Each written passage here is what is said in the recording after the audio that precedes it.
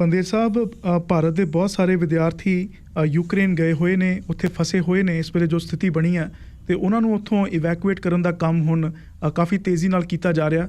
ਕਿੰਨੇ ਕੁ ਵਿਦਿਆਰਥੀਆਂ ਨੂੰ ਇਵੈਕੂਏਟ ਕੀਤਾ ਜਾ ਚੁੱਕਿਆ ਜੀ?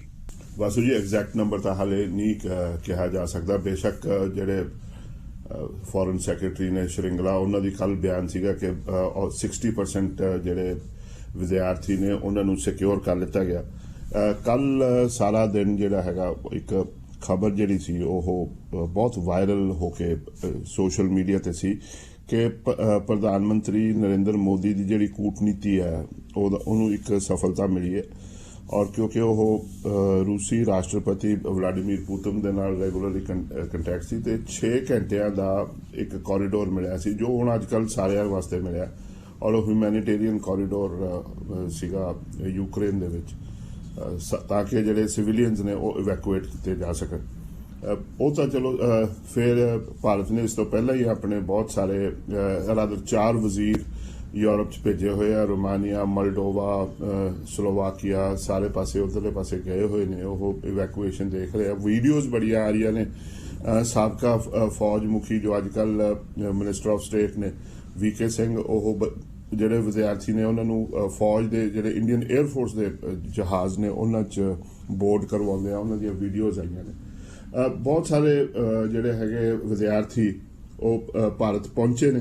ਭਾਰਤ ਆ ਕੇ ਉਹਨਾਂ ਦੀਆਂ ਜਿਹੜੀਆਂ ਕਹਾਣੀਆਂ ਸੁਣਨ ਵਾਲੀਆਂ ਉਹ ਕਾਫੀ ਜਿਸ ਨੂੰ ਕਹਿੰਦੇ ਆ ਡਿਸਟਰਬਿੰਗ ਨੇ। ਕਿਸ ਤਰ੍ਹਾਂ ਉਹ ਜਿਹੜੇ ਵਿਦਿਆਰਥੀ ਨੇ ਉਹਨਾਂ ਨੂੰ ਉੱਥੇ ਬਹੁਤ ਸਾਰੀਆਂ ਮੁਸ਼ਕਲਾਂ ਦਾ ਫੇਸ ਕਰਨਾ ਪਿਆ। ਔਰ ਵਾਸੂ ਜੀ, ਸਭ ਤੋਂ ਜਿਹੜੀ ਦੁਖਦਾਈ ਗੱਲ ਆ ਕਿ ਜੰਗ ਦੇ ਮਾਹੌਲ ਦੇ ਵਿੱਚ ਰੇਸਿਜ਼ਮ ਜਿਹੜੀ ਸੀ ਉਹ ਪ੍ਰਚੰਡ ਰੂਪ ਦੇ ਵਿੱਚ ਨਜ਼ਰ ਆਈ ਕਿ ਵਿਦਿਆਰਥੀਆਂ ਨੂੰ, ਭਾਰਤੀ ਮੂਲ ਦੇ ਵਿਦਿਆਰਥੀਆਂ ਨੂੰ ਜਾਂ ਈਵਨ ਚਾਈਨੀਜ਼ ਜਿਹੜੇ ਸੀਗੇ ਕਲਰਡ ਸਕਿਨ ਜਿਹੜੀ ਕਹਿ ਸਕਦੇ ਆ, ਉਹਨਾਂ ਨੂੰ ਗੱਡੀਆਂ ਤੇ ਵੀ ਨਹੀਂ ਚੜ੍ਹਨ ਦਿੱਤਾ। ਜਿਹੜੀਆਂ ਟੈਕਸੀਜ਼ ਸੀਗੀਆਂ ਉਹਨਾਂ ਦੇ ਰੇਟ ਵੀ ਵੱਧ ਗਏ। ਹੁਣ ਇੱਕ ਵੀਡੀਓ ਇਸ ਵੇਲੇ ਬਹੁਤ ਵਾਇਰਲ ਹੈ ਜਿੱਥੇ 4 ਲੜਕੀਆਂ ਨੇ, ਉਹਨਾਂ ਦੇ ਵਿੱਚ 3 ਲੜਕੀਆਂ ਪੰਜਾਬੀ ਬੋਲ ਰਹੀਆਂ ਨੇ, ਇੱਕ ਲੜਕੀ ਜਿਹੜੀ ਹੈ ਹਿੰਦੀ ਬੋਲਦੀ ਹੈ। ਔਰ ਉਹ ਕਹਿ ਰਹੇ ਸਾਨੂੰ ਨਿਕਲਣਾ ਬੜਾ ਮੁਸ਼ਕਲ ਹੈ, ਖਾਣਾ ਵੀ ਨਹੀਂ ਪਹੁੰਚ ਰਿਹਾ, ਪੀਣ ਦੇ ਪਾਣੀ ਦੀ ਕਿੱਲਤ ਹੋਈ ਹੈ। ਉਹ ਕਹਿੰਦੇ ਸਿਪ ਕਰਕੇ ਅਸੀਂ ਪਾਣੀ ਪੀ ਰਹੇ ਤਾਂ ਕਿ ਕਿਤੇ ਪਾਣੀ ਨਾ ਮੁੱਕ ਜੇ। ਸੋ ਉਹ ਕਹਿ ਰਹੇ ਵੀ ਹੁਣ ਇਸ ਵੇਲੇ ਸਾਡੇ ਕੋਲੇ ਜਿਹੜੀਆਂ ਜਿਹੜੇ ਚਾਂਸਸ ਨੇ ਬਾਹਰ ਨਿਕਲਣ ਦੇ ਉਹ ਘਟਦੇ ਜਾ ਰਹੇ ਆ। ਸੋ ਇਹ ਜਿਹੜੀਆਂ ਬਹੁਤ 1-2 ਜਿਹੜੇ ਹੈਗੇ ਵਿਦਿਆਰਥੀ ਪੰਜਾਬ ਦੇ ਹੈਗੇ, ਇੱਕ ਰਮਨਦੀਪ ਹੈ, ਇੱਕ ਲੜਕੇ ਦਾ ਹੋਰ ਆ, ਉਹਦੀ ਵੀ ਖਬਰ ਛਪੀ ਹੈ ਕਿ ਉਹ ਲਾਪਤਾ ਨੇ। ਯੂਕਰੇਨ ਔਰ ਹੋਰ ਲੋਕੀ ਇਹ ਇਲਜ਼ਾਮ ਲਾ ਰਹੇ ਨੇ ਕਿ ਕੱਲ ਅਸੀਂ ਜਿਸ ਤਰ੍ਹਾਂ ਖਬਰ ਗੱਲ ਕੀਤੀ ਸੀ ਕਿ ਰਸ਼ੀਆ ਨੇ ਇਲਜ਼ਾਮ ਲਾਇਆ ਸੀ ਕਿ ਯੂਕਰੇਨ ਨੇ ਹੋਸਟੇਜ ਬਣਾਏ। ਹੁਣ ਯੂਕਰੇਨ ਕਹਿ ਰਿਹਾ ਕਿ ਰਸ਼ੀਅਨ ਜਿਹੜੇ ਆਰਮੀ ਹੈ ਉਹਨਾਂ ਨੇ ਇਹੋ ਜਿਹੇ ਸਟੂਡੈਂਟਸ ਨੂੰ ਫੜ ਲਿਆ ਤੇ ਉਹਨਾਂ ਨੂੰ ਜਿਹੜਾ ਹੋਸਟੇਜ ਬਣਾਇਆ ਹੈ ਹਿਊਮਨ ਸ਼ੀਲਡ ਦੀ ਤਰ੍ਹਾਂ ਉਹ ਵਰਤ ਰਹੇ। ਤਾਂ ਪਰ ਬੱਚਿਆਂ ਦੇ ਨਾਲ ਇਸੇ ਤਰ੍ਹਾਂ ਕੰਟੈਕਟ ਨਹੀਂ ਹੋ ਰਿਹਾ। ਕਈ ਬੱਚੇ ਸਟੂਡੈਂਟਸ ਨੇ ਜਿਹੜੇ ਉਹ ਇਨ ਟ੍ਰਾਂਜ਼ਿਟ ਨੇ, ਉਹਨਾਂ ਦੇ ਮੋਬਾਈਲ ਫੋਨ ਚਾਰਜ ਨਹੀਂ, ਉਹਨਾਂ ਦੇ ਜਿਹੜੇ ਘਰਦਿਆਂ ਨਾਲ, ਪਰਿਵਾਰ ਨਾਲ, ਜਿਹੜਾ ਇੰਡੀਆ 'ਚ ਪਰਿਵਾਰ ਨੇ ਉਹਨਾਂ ਦੇ ਨਾਲ ਉਹਨਾਂ ਦਾ ਕੰਟੈਕਟ ਨਹੀਂ ਹੈਗਾ। ਤੇ ਇਹ ਫਿਰ ਜਿਹੜੇ ਪਰਿਵਾਰ ਨੇ ਉਹ ਕਈ ਵਾਰੀ ਸੜਕਾਂ ਤੇ ਆਉਂਦੇ ਨੇ ਜਾਂ ਪੋਲੀਟੀਸ਼ੀਅਨਸ ਨੂੰ ਘੇਰਦੇ ਆ ਕਿਸੇ ਤਰੀਕੇ ਦੇ ਨਾਲ। ਔਰ ਉਹ ਜਿਹੜਾ ਘਸਮਾਨ ਹੈ ਜਾਂ ਇੱਕ ਲੈਵਲ ਦੇ ਉੱਤੇ ਇੱਕ ਬਹੁਤ ਬੇਚੈਨੀ ਇਹਦੇ ਵਿੱਚ ਆ ਰਹੀ ਹੈ। ਔਰ ਜਿਸ ਤਰ੍ਹਾਂ ਆਪਾਂ ਤੁਸੀਂ ਪਹਿਲੇ ਸੈਗਮੈਂਟ 'ਚ ਗੱਲ ਵੀ ਕਰ ਰਹੇ ਸੀ ਕਿ ਜਿਹੜਾ ਯੂਕਰੇਨ ਦੇ ਵਿੱਚ ਉਹ ਐਟੋਮਿਕ ਨਿਊਕਲੀਅਰ ਰਿਐਕਟਰ ਹੈ ਉਸ ਦੇ ਉੱਤੇ ਵੀ ਜਿਹੜਾ ਹਮਲਾ ਰੂਸ ਨੇ ਕਰ ਦਿੱਤਾ। ਔਰ ਉਹਦੀ ਵੀ ਹੁਣ ਚਿੰਤਾ ਵਧਣੀ ਸ਼ੁਰੂ ਹੋ ਗਈ ਕਿ ਜੇ ਸਾਡੇ ਵਿਦਿਆਰਥੀ ਉੱਥੋਂ ਨਹੀਂ ਨਿਕਲਦੇ ਤਾਂ ਉਹ ਬਿਮਾਰੀ ਦਾ ਜਾਂ ਰੇਡੀਏਸ਼ਨ ਨੂੰ ਐਕਸਪੋਜ਼ ਹੋਣਗੇ ਤੇ ਉਹਦੇ ਵਿੱਚ ਫਿਰ ਕੀ ਹੋਊਗਾ। ਸੋ ਪੈਨਿਕ ਦੀ ਸਿਚੁਏਸ਼ਨ ਤੁਸੀਂ ਕਹਿ ਸਕਦੇ ਹੋ ਭਾਰਤ ਦੇ ਵਿੱਚ ਹੁਣ ਇਸ ਵੇਲੇ ਬਣੀ ਹੋਈ। ਤੇ ਇੱਕ ਸਾਡੇ ਜਿਹੜੇ ਚੀਫ ਜਸਟਿਸ ਆਫ ਇੰਡੀਆ ਨੇ ਉਹਨਾਂ ਨੇ ਕਿਹਾ, ਕਹਿੰਦੇ ਕਿ ਸੋਸ਼ਲ ਮੀਡੀਆ ਤੇ ਮੈਂ ਦੇਖ ਰਿਹਾ ਬਹੁਤ ਸਾਰੀਆਂ ਵੀਡੀਓਜ਼ ਨੇ ਕਿ ਸੁਪਰੀਮ ਕੋਰਟ ਕੀ ਕਰ ਰਹੀ ਹੈ ਇਸ ਪੂਰੇ ਮਾਮਲੇ ਦੇ ਵਿੱਚ। ਉਹਨਾਂ ਨੇ ਪੁੱਛਿਆ, ਕਹਿੰਦੇ ਸੁਪਰੀਮ ਕੋਰਟ ਕਰ ਵੀ ਕੀ ਸਕਦੀ ਹੈ? ਇੱਕ ਨਾ ਜੀ ਵਾਸੂ ਜੀ, ਇੱਕ ਲੋਕੀ ਅੱਜ ਕੱਲ੍ਹ ਬੜਾ ਸੌਖਾ ਹੋਇਆ। ਇੱਕ ਤਾਂ ਚਲੋ ਚੰਗੀ ਵੀ ਗੱਲ ਹੈ ਕਿ ਜਿਹੜੀ ਜਸਟਿਸ ਡਿਲੀਵਰੀ ਆ ਉਹ ਜਾਂ ਜਸਟਿਸ ਆ ਉਹ ਮੁਹੱਈਆ ਹੋ ਰਹੀ ਆ। ਤੁਸੀਂ ਕੋਈ ਵੀ PIL ਪਾਉਂਦੇ ਹੋ, ਇਹਦੀ ਕਾਫੀ ਲੈਵਲ ਦੇ ਉੱਤੇ ਕੁਝ ਸਮਾਜਿਕ ਸੰਸਥਾਵਾਂ ਨੇ ਉਹ ਜਿਹੜੀਆਂ PIL ਮਾਫ ਕਰਨਾ PIL ਦੀ ਨੂੰ ਤਰਜੀਹ ਦੇ ਰਹੀਆਂ ਨੇ। ਔਰ ਇਹ ਕਹਿ ਰਹੇ ਵੀ PIL ਕਰਨੀ ਤੁਹਾਡੀ ਹੱਕ ਆ। ਇੱਕ ਉਹਨਾਂ ਨੇ ਇੱਕ ਪਟੀਸ਼ਨਰ ਨੇ ਉਹਨਾਂ ਨੇ ਇਹ ਕਿਹਾ ਕਿ ਸਰਕਾਰ ਕੀ ਕਰ ਰਹੀ ਹੈ ਇਵੈਕੂਏਸ਼ਨ ਵਾਸਤੇ। ਤਾਂ ਜਿਹੜੇ ਚੀਫ ਜਸਟਿਸ NV ਰਮੰਨਾ ਨੇ ਉਹਨਾਂ ਨੇ ਹੀ ਸੁਣਿਆ ਇਹ ਕੇਸ ਤੇ ਔਰ ਉਹਨਾਂ ਨੇ ਕਿਹਾ ਜੀ ਇਹ ਕੌਨਫਲਿਕਟ ਚੱਲ ਰਿਹਾ, ਸਾਰੇ ਜਣੇ ਦੇਖ ਰਹੇ ਆ। ਸੁਪਰੀਮ ਕੋਰਟ ਦੇ ਵਿੱਚ ਤੁਸੀਂ ਪਾਇਆ ਕਿ ਜਿਹੜੇ ਵਿਦਿਆਰਥੀ ਨੇ ਉਹਨਾਂ ਦੀ ਇਵੈਕੂਏਸ਼ਨ ਵਾਸਤੇ ਉਹਨਾਂ ਨੇ ਜਿਹੜਾ ਪਟੀਸ਼ਨਰ ਦਾ ਵਕੀਲ ਨੂੰ ਪੁੱਛਿਆ, ਕਹਿੰਦੇ ਦੱਸੋ ਜੀ ਇਹਦੇ ਵਿੱਚ ਸਾਡੀ ਅਦਾਲਤ ਕੀ ਕਰ ਸਕਦੀ ਹੈ। ਕੀ ਕਹਿੰਦੇ ਜੀ ਅਸੀਂ ਹੁਣ ਜਿਹੜੇ ਪੁਤਿਨ ਆ ਉਹਨੂੰ ਕਹਿੰਦੇ ਕੋਈ ਡਾਇਰੈਕਸ਼ਨ ਦੇ ਕੇ ਇਹ ਕਹਿ ਸਕਦੇ ਵੀ ਤੂੰ ਜੰਗ ਰੋਕ ਦੇ ਤੇ ਫਿਰ ਉਹ ਸਾਡੀ ਸੁਣ ਲੂਗਾ। ਸੋ ਉਹਦੇ ਵਿੱਚ ਉਹਨਾਂ ਨੇ ਕਿਹਾ ਕਿ ਅਸੀਂ ਉਹ ਦੇਖੀਆਂ ਨੇ ਕੁਝ ਸੋਸ਼ਲ ਮੀਡੀਆ ਦੇ ਉੱਤੇ ਜਿਹੜੇ ਵਿਦਿਆਰਥੀ ਨੇ ਉਹ ਇਹ ਕਹਿ ਰਹੇ ਚੀਫ ਜਸਟਿਸ ਆਫ ਇੰਡੀਆ ਇਸ 'ਚ ਕੀ ਕਰ ਰਿਹਾ ਹੈ। ਔਰ ਕਿਉਂਕਿ ਵੈਸੇ ਵੀ ਸਾਨੂੰ ਇਹ ਦੇਖਣ ਵਾਲੀ ਗੱਲ ਹੈ ਕਿ ਲੋਕਾਂ ਨੂੰ ਜਿਹੜਾ ਪੋਲੀਟੀਸ਼ੀਅਨ ਦੇ ਉੱਤੇ ਜਾਂ ਐਡਮਿਨਿਸਟ੍ਰੇਸ਼ਨ ਆ ਉਹਦੇ ਉੱਪਰ ਵਿਸ਼ਵਾਸ ਬਹੁਤ ਘਟ ਰਿਹਾ ਤੇ ਹੁਣ ਉਹਨਾਂ ਨੂੰ ਇਹ ਲੱਗਦਾ ਕਿ ਸ਼ਾਇਦ ਜੁਡੀਸ਼ਰੀ ਸਾਡੀ ਕੋਈ ਮਦਦ ਕਰ ਦੇਵੇ। ਸੋ ਇਸ ਦੇ ਵਿੱਚ ਉਹ ਗੱਲ ਕਰ ਰਹੇ ਆ ਤੇ ਕਿਉਂਕਿ ਉਹ ਜਿਹੀ ਬਹੁਤ ਮੁਸ਼ਕਿਲ ਸਿਚੁਏਸ਼ਨਸ ਨੇ ਤੇ ਸੁਪਰੀਮ ਕੋਰਟ ਨੇ ਪਰ ਫਿਰ ਵੀ ਜਿਹੜੇ ਅਟਾਰਨੀ ਜਨਰਲ ਕੇ ਵੇਨੂਗੋਪਾਲ ਹੈ ਉਹਨਾਂ ਨੂੰ ਕਿਹਾ ਕਿ ਤੁਸੀਂ ਸਾਨੂੰ ਦੱਸੋ ਕਿ ਸਰਕਾਰ ਕੀ ਕਰ ਰਹੀ ਹੈ। ਤੇ ਇਮੀਡੀਏਟਲੀ ਉਹਨਾਂ ਨੇ ਜਿਹੜੇ ਸੀ ਵੇਨੂਗੋਪਾਲ ਉਹਨਾਂ ਨੇ ਕਿਹਾ ਕਿ ਇਮੀਡੀਏਟ ਜਿਹੜੇ ਸਟੈਪਸ ਨੇ ਉਹਨਾਂ 'ਚ ਅਸੀਂ ਆਪਣੇ ਪਲੇਨਸ ਭੇਜੇ ਨਾ ਉੱਥੇ ਹੈਗੇ ਕਿਉਂਕਿ ਔਰ ਕਹਿੰਦੇ ਦਿੱਕਤ ਇਹ ਆ ਰਹੀ ਹੈ ਯੂਕਰੇਨ ਦੇ ਜਿਹੜੀ ਹੈਗੀ ਆ 에ਅਰ ਸਪੇਸ ਉਹ ਬੰਦ ਹੋ ਚੁੱਕੀ ਹੈ ਔਰ ਰੂਸ ਦੇ ਉੱਤੋਂ ਦੀ ਬਾਕੀ ਸਾਰੇ ਦੇਸ਼ਾਂ ਨੇ ਬੰਦ ਕੀਤੀ ਹੋਈ ਹੈ। ਸੋ ਜਿਹੜਾ ਜਹਾਜ਼ ਲੈ ਕੇ ਜਾਣਾ ਫਿਰ ਉੱਥੋਂ ਇਵੈਕੂਏਟ ਕਰਨਾ ਕਈ ਜਗ੍ਹਾ ਦੇ ਉੱਪਰ ਤਾਂ ਸਾਡੇ ਜਿਹੜੇ ਵਿਦਿਆਰਥੀ ਨੇ ਉਹ ਦੱਸ ਰਹੇ ਨੇ ਉਹ ਬਹੁਤ ਲੰਬਾ ਸਫ਼ਰ ਕਰਕੇ ਉੱਥੇ ਪਹੁੰਚ ਰਹੇ ਨੇ ਤੇ ਜਿਹੜੀ ਹੈਗੀ ਆ ਇਹ ਇਵੈਕੂਏਸ਼ਨ ਦੇ ਵਿੱਚ ਪ੍ਰੋਬਲਮਸ ਹੋ ਰਹੀਆਂ ਜਿਹੜੀਆਂ ਵੱਡੇ ਸ਼ਹਿਰ ਨੇ ਉੱਥੇ ਸ਼ੈਲਿੰਗ ਹੋ ਰਹੀ ਹੈ। ਸੋ ਵੇਨੂਗੋਪਾਲ ਉਹਨਾਂ ਨੇ ਵੀ ਸੁਪਰੀਮ ਕੋਰਟ ਨੂੰ ਕਾਫੀ ਆਪਣੀ ਸਿਚੁਏਸ਼ਨ ਦੱਸੀ ਹੈ ਜੀ। ਪੰਦੇਰ ਸਾਹਿਬ ਰਸ਼ੀਆ ਯੂਕਰੇਨ ਦੀ ਗੱਲ ਕਰ ਰਹੇ ਸੀ, ਹੁਣ ਇਸ ਪੂਰੇ ਮਾਮਲੇ ਦੇ ਵਿੱਚ ਭਾਰਤ ਬਹੁਤ ਬੁਰਾ ਫਸਿਆ ਹੋਇਆ। ਜਿੱਥੇ ਭਾਰਤ ਆਪਣੇ ਪੁਰਾਣੇ ਮਿੱਤਰ ਰਸ਼ੀਆ ਨੂੰ ਨਾਰਾਜ਼ ਨਹੀਂ ਕਰਨਾ ਚਾਹੁੰਦਾ ਉੱਥੇ ਹੁਣ ਡਰ ਇਹ ਵੀ ਬਣਿਆ ਹੋਇਆ ਕਿ ਜਿਹੜਾ ਰਿਲੇਟਿਵਲੀ ਜਿਹੜਾ ਨਵਾਂ ਦੋਸਤ ਹੈ ਅਮਰੀਕਾ ਕਿਤੇ ਉਹ ਨਾ ਨਾਰਾਜ਼ ਹੋ ਜਾਏ ਕਿਉਂਕਿ ਹੁਣ ਅਮਰੀਕਾ ਵੱਲੋਂ ਵੀ ਲਗਾਤਾਰ ਦਬਾਅ ਬਣਾਇਆ ਜਾ ਰਿਹਾ ਭਾਰਤ ਤੇ ਕਿ ਭਾਰਤ ਆਪਣਾ ਰੁਖ ਸਾਫ਼ ਕਰੇ ਕਿ ਰਸ਼ੀਆ ਵੱਲ ਹੈ ਜਾਂ ਫਿਰ ਅਮਰੀਕਾ ਦੇ ਨਾਲ ਨੇਟੋ ਦੇ ਨਾਲ ਹੈ। ਬਿਲਕੁਲ ਵਾਸੂ ਜੀ, ਇਸ ਤੋਂ ਪਹਿਲਾਂ ਮੇਰੇ ਕੋਲ ਥੋੜੀ ਜਿਹੀ ਜਿਹੜੀ ਹੈਗੀ ਕੁਤਾਹੀ ਹੋ ਗਈ। ਮੈਂ ਤੁਹਾਡਾ ਸਵਾਲ ਜਿਹੜਾ ਪਿਛਲਾ ਸੀ ਉਹਨੂੰ ਪੂਰੀ ਤਰ੍ਹਾਂ ਜਵਾਬ ਨਹੀਂ ਦੇ ਸਕਿਆ। ਉਹਦੇ 'ਚ 2 ਸੈਂਟੈਂਸਿਸ ਮੈਂ ਐਡ ਕਰਨਾ ਚਾਹੁੰਦਾ। ਜਿਹੜੀ ਮੇਰੇ ਹੁਣੇ ਸਾਹਮਣੇ ਮੇਰੇ ਕੋਲ ਰਿਪੋਰਟ ਆਇਆ ਉਹ ਇਹ ਹੈ ਕਿ ਜਿਹੜੀ ਮਿਨਿਸਟਰੀ ਆਫ ਐਕਸਟਰਨਲ ਅਫੇਅਰਸ ਦਾ ਇਹ ਕਹਿਣਾ ਕਿ ਅਸੀਂ ਆਲਮੋਸਟ 14,000 ਜਿਹੜੇ ਵਿਦਿਆਰਥੀ ਨੇ ਜਿਹੜੇ ਉੱਥੇ ਯੂਕਰੇਨ 'ਚ ਫਸੇ ਸੀ ਉਹਨਾਂ ਨੂੰ ਸੁਰੱਖਿਅਤ ਕਰ ਲਿਆ। ਉਹਨਾਂ ਦੇ ਵਿੱਚੋਂ 7,000 ਤਾਂ ਭਾਰਤ ਆ ਚੁੱਕੇ ਨੇ ਜੀ। ਅਗਲੇ 2 ਦਿਨਾਂ ਦੇ ਵਿੱਚ ਕੋਈ 7500 ਦੇ ਆਸ-ਪਾਸ ਆ ਜਾਣਗੇ। ਪਰ ਜਿਹੜੀ ਚਿੰਤਾ ਉਹ ਹੈਗੀ ਆ ਉਹ 2000 ਵਿਦਿਆਰਥੀਆਂ ਦੀ ਹੈ ਜੋ ਕੀਵ ਔਰ ਖਾਰਕੀਵ ਦੇ ਵਿੱਚ ਫਸੇ ਹੋਏ ਨੇ ਜੀ। ਹਾਂਜੀ, ਜਿਹੜੀ ਆਪਾਂ ਹੁਣ ਦੀ ਗੱਲ ਕਰਦੇ ਆ ਭਾਰਤ ਦੀ ਸਿਚੁਏਸ਼ਨ ਬੜੀ ਵਿਲੱਖਣੀ ਜੀ ਆ, ਅਜੀਬ ਜੀ ਆ। ਤੁਸੀਂ ਬਿਲਕੁਲ ਇਹਨੂੰ ਠੀਕ ਕਿਹਾ ਕਿ ਇੱਕ ਪੁਰਾਣੇ ਮਿੱਤਰ ਇੱਕ ਨਵੇਂ ਮਿੱਤਰ ਦੇ ਵਿੱਚ ਫਸਿਆ ਹੋਇਆ ਭਾਰਤ ਹੈ ਜੀ। ਤੇ ਦੂਸਰੇ ਪਾਸੇ ਅਮਰੀਕਾ ਜਿਹੜਾ ਹੈ ਉਹ ਬਹੁਤ ਅਗਰੈਸਿਵ ਰਸ਼ੀਆ ਤੇ ਹੋਇਆ ਔਰ ਜੋ ਬਾਈਡਨ ਦਾ ਜਿਸ ਤਰ੍ਹਾਂ ਐਡਮਿਨਿਸਟ੍ਰੇਸ਼ਨ ਅਗਰੈਸਿਵਲੀ ਪਰਸੂ ਕਰ ਰਹੀ ਆ ਰਸ਼ੀਆ ਨੂੰ ਔਰ ਰਸ਼ੀਆ ਦੇ ਖਿਲਾਫ ਵਰਲਡ ਓਪੀਨੀਅਨ ਇਕੱਠੀ ਕਰਨ ਦੇ ਚੱਕਰ 'ਚ ਹੈ। ਪਰ ਰਸ਼ੀਆ ਦੇ ਨਾਲ ਇੱਕ ਤਾਂ ਪਹਿਲੀ ਗੱਲ ਚੀਨ ਜਿਹੜਾ ਹੈ ਓਪਨਲੀ ਖੜਾ ਹੋ ਗਿਆ, ਪਾਕਿਸਤਾਨ ਵੀ ਉਹਦੇ ਨਾਲ ਕਾਫੀ ਸਪੋਰਟ ਕਰ ਰਿਹਾ, UAE ਵੀ। ਪਹਿਲਾਂ ਤਾਂ ਉਹਨਾਂ ਨੇ ਜਿਹੜਾ UN ਸਿਕਿਉਰਿਟੀ ਕਾਉਂਸਲ ਸੀ ਉਹਦੇ ਵਿੱਚ ਭਾਰਤ ਵਾਂਗੂ ਐਬਸਟੇਨ ਕੀਤਾ ਸੀ ਪਰ ਫਿਰ ਜਿਹੜੀ ਸੀਗੀ ਮੁਜ਼ੰਮਤ ਕਰਨ ਦੇ ਵਿੱਚ ਅਮਰੀਕਾ ਦਾ ਸਾਥ ਦਿੱਤਾ। ਜਿਹੜੀ ਇਹ ਹੁਣ ਮੈਂ ਗੱਲ ਕਰ ਰਿਹਾ ਉਹ ਇਹ ਹੈ ਕਿ ਕੁਆਡ ਮੀਟਿੰਗ ਹੋਈ ਕੱਲ, ਵਰਚੁਅਲ ਮੀਟਿੰਗ ਸੀਗੀ। ਇਹ ਕੁਆਡ 4 ਦੇਸ਼ਾਂ ਦਾ ਜਿਸ ਤਰ੍ਹਾਂ ਨਾਂ ਤੋਂ ਪਤਾ ਲੱਗਦਾ ਉਹ 'ਚ ਅਮਰੀਕਾ, ਭਾਰਤ, ਆਸਟ੍ਰੇਲੀਆ ਔਰ ਜਾਪਾਨ ਨੇ ਜੋ ਇੱਕ ਲੈਵਲ ਦੇ ਉੱਤੇ ਬੇਸ਼ੱਕ ਇਹ ਨਾਨ ਮਿਲਿਟਰੀ ਅਲਾਇੰਸ ਹੈ, ਇੱਕ ਕੋਆਪਰੇਸ਼ਨ ਦਾ ਜਿਹੜਾ ਹੈਗਾ ਅਲਾਇੰਸ ਹੈ ਔਰ ਇਹ ਚੀਨ ਨੂੰ ਘੇਰਨ ਦਾ ਅਲਾਇੰਸ ਹੈ। ਜਿਹੜਾ ਇੰਡੀਅਨ ਓਸ਼ਨ ਔਰ ਪੈਸੀਫਿਕ ਓਸ਼ਨ ਦੇ ਆਸ-ਪਾਸ ਜਿਹੜੇ ਮੈਜੋਰਿਟੀ ਦੇ ਜਿਹੜੇ ਪ੍ਰਭਾਵਸ਼ਾਲੀ ਦੇਸ਼ ਨੇ ਉਹਨਾਂ ਦੀ ਗੱਲ ਆ। ਉਹਦੇ ਵਿੱਚ ਬੇਸ਼ੱਕ ਪਹਿਲਾਂ ਭਾਰਤ ਦੇ ਜਿਹੜੇ ਵਿਦੇਸ਼ ਮੰਤਰੀ ਸੀ ਜੈ ਸ਼ੰਕਰ ਉਹਨਾਂ ਨੇ ਕਿਹਾ ਸੀ ਕਿ ਯੂਕਰੇਨ ਦੀ ਗੱਲ ਇਹਦੇ 'ਚ ਨਹੀਂ ਹੋਣੀ ਚਾਹੀਦੀ ਕਿਉਂਕਿ ਇਹਦੇ 'ਚ ਨਹੀਂ ਹੈਗਾ, ਪਰ ਫਿਰ ਵੀ ਇਸ ਦੀ ਗੱਲ ਹੋਈ ਤਾਂ ਅਮਰੀਕਾ ਨੇ ਚੀਨ ਦਾ ਕਾਰਡ ਖੇਡ ਦਿੱਤਾ ਭਾਰਤ ਦੇ ਉੱਤੇ ਵੀ ਕੱਲ ਨੂੰ ਤੁਹਾਨੂੰ ਚੀਨ ਤੋਂ ਵੀ ਖਤਰਾ ਹੋ ਸਕਦਾ ਤੇ ਤੁਸੀਂ ਆਪਣਾ ਸਟੈਂਡ ਸਪਸ਼ਟ ਕਰੋ ਕਿ ਤੁਸੀਂ ਰੂਸ ਦੇ ਵੱਲ ਹੋ ਕਿ ਰੂਸ ਦੇ ਖਿਲਾਫ ਹੋ।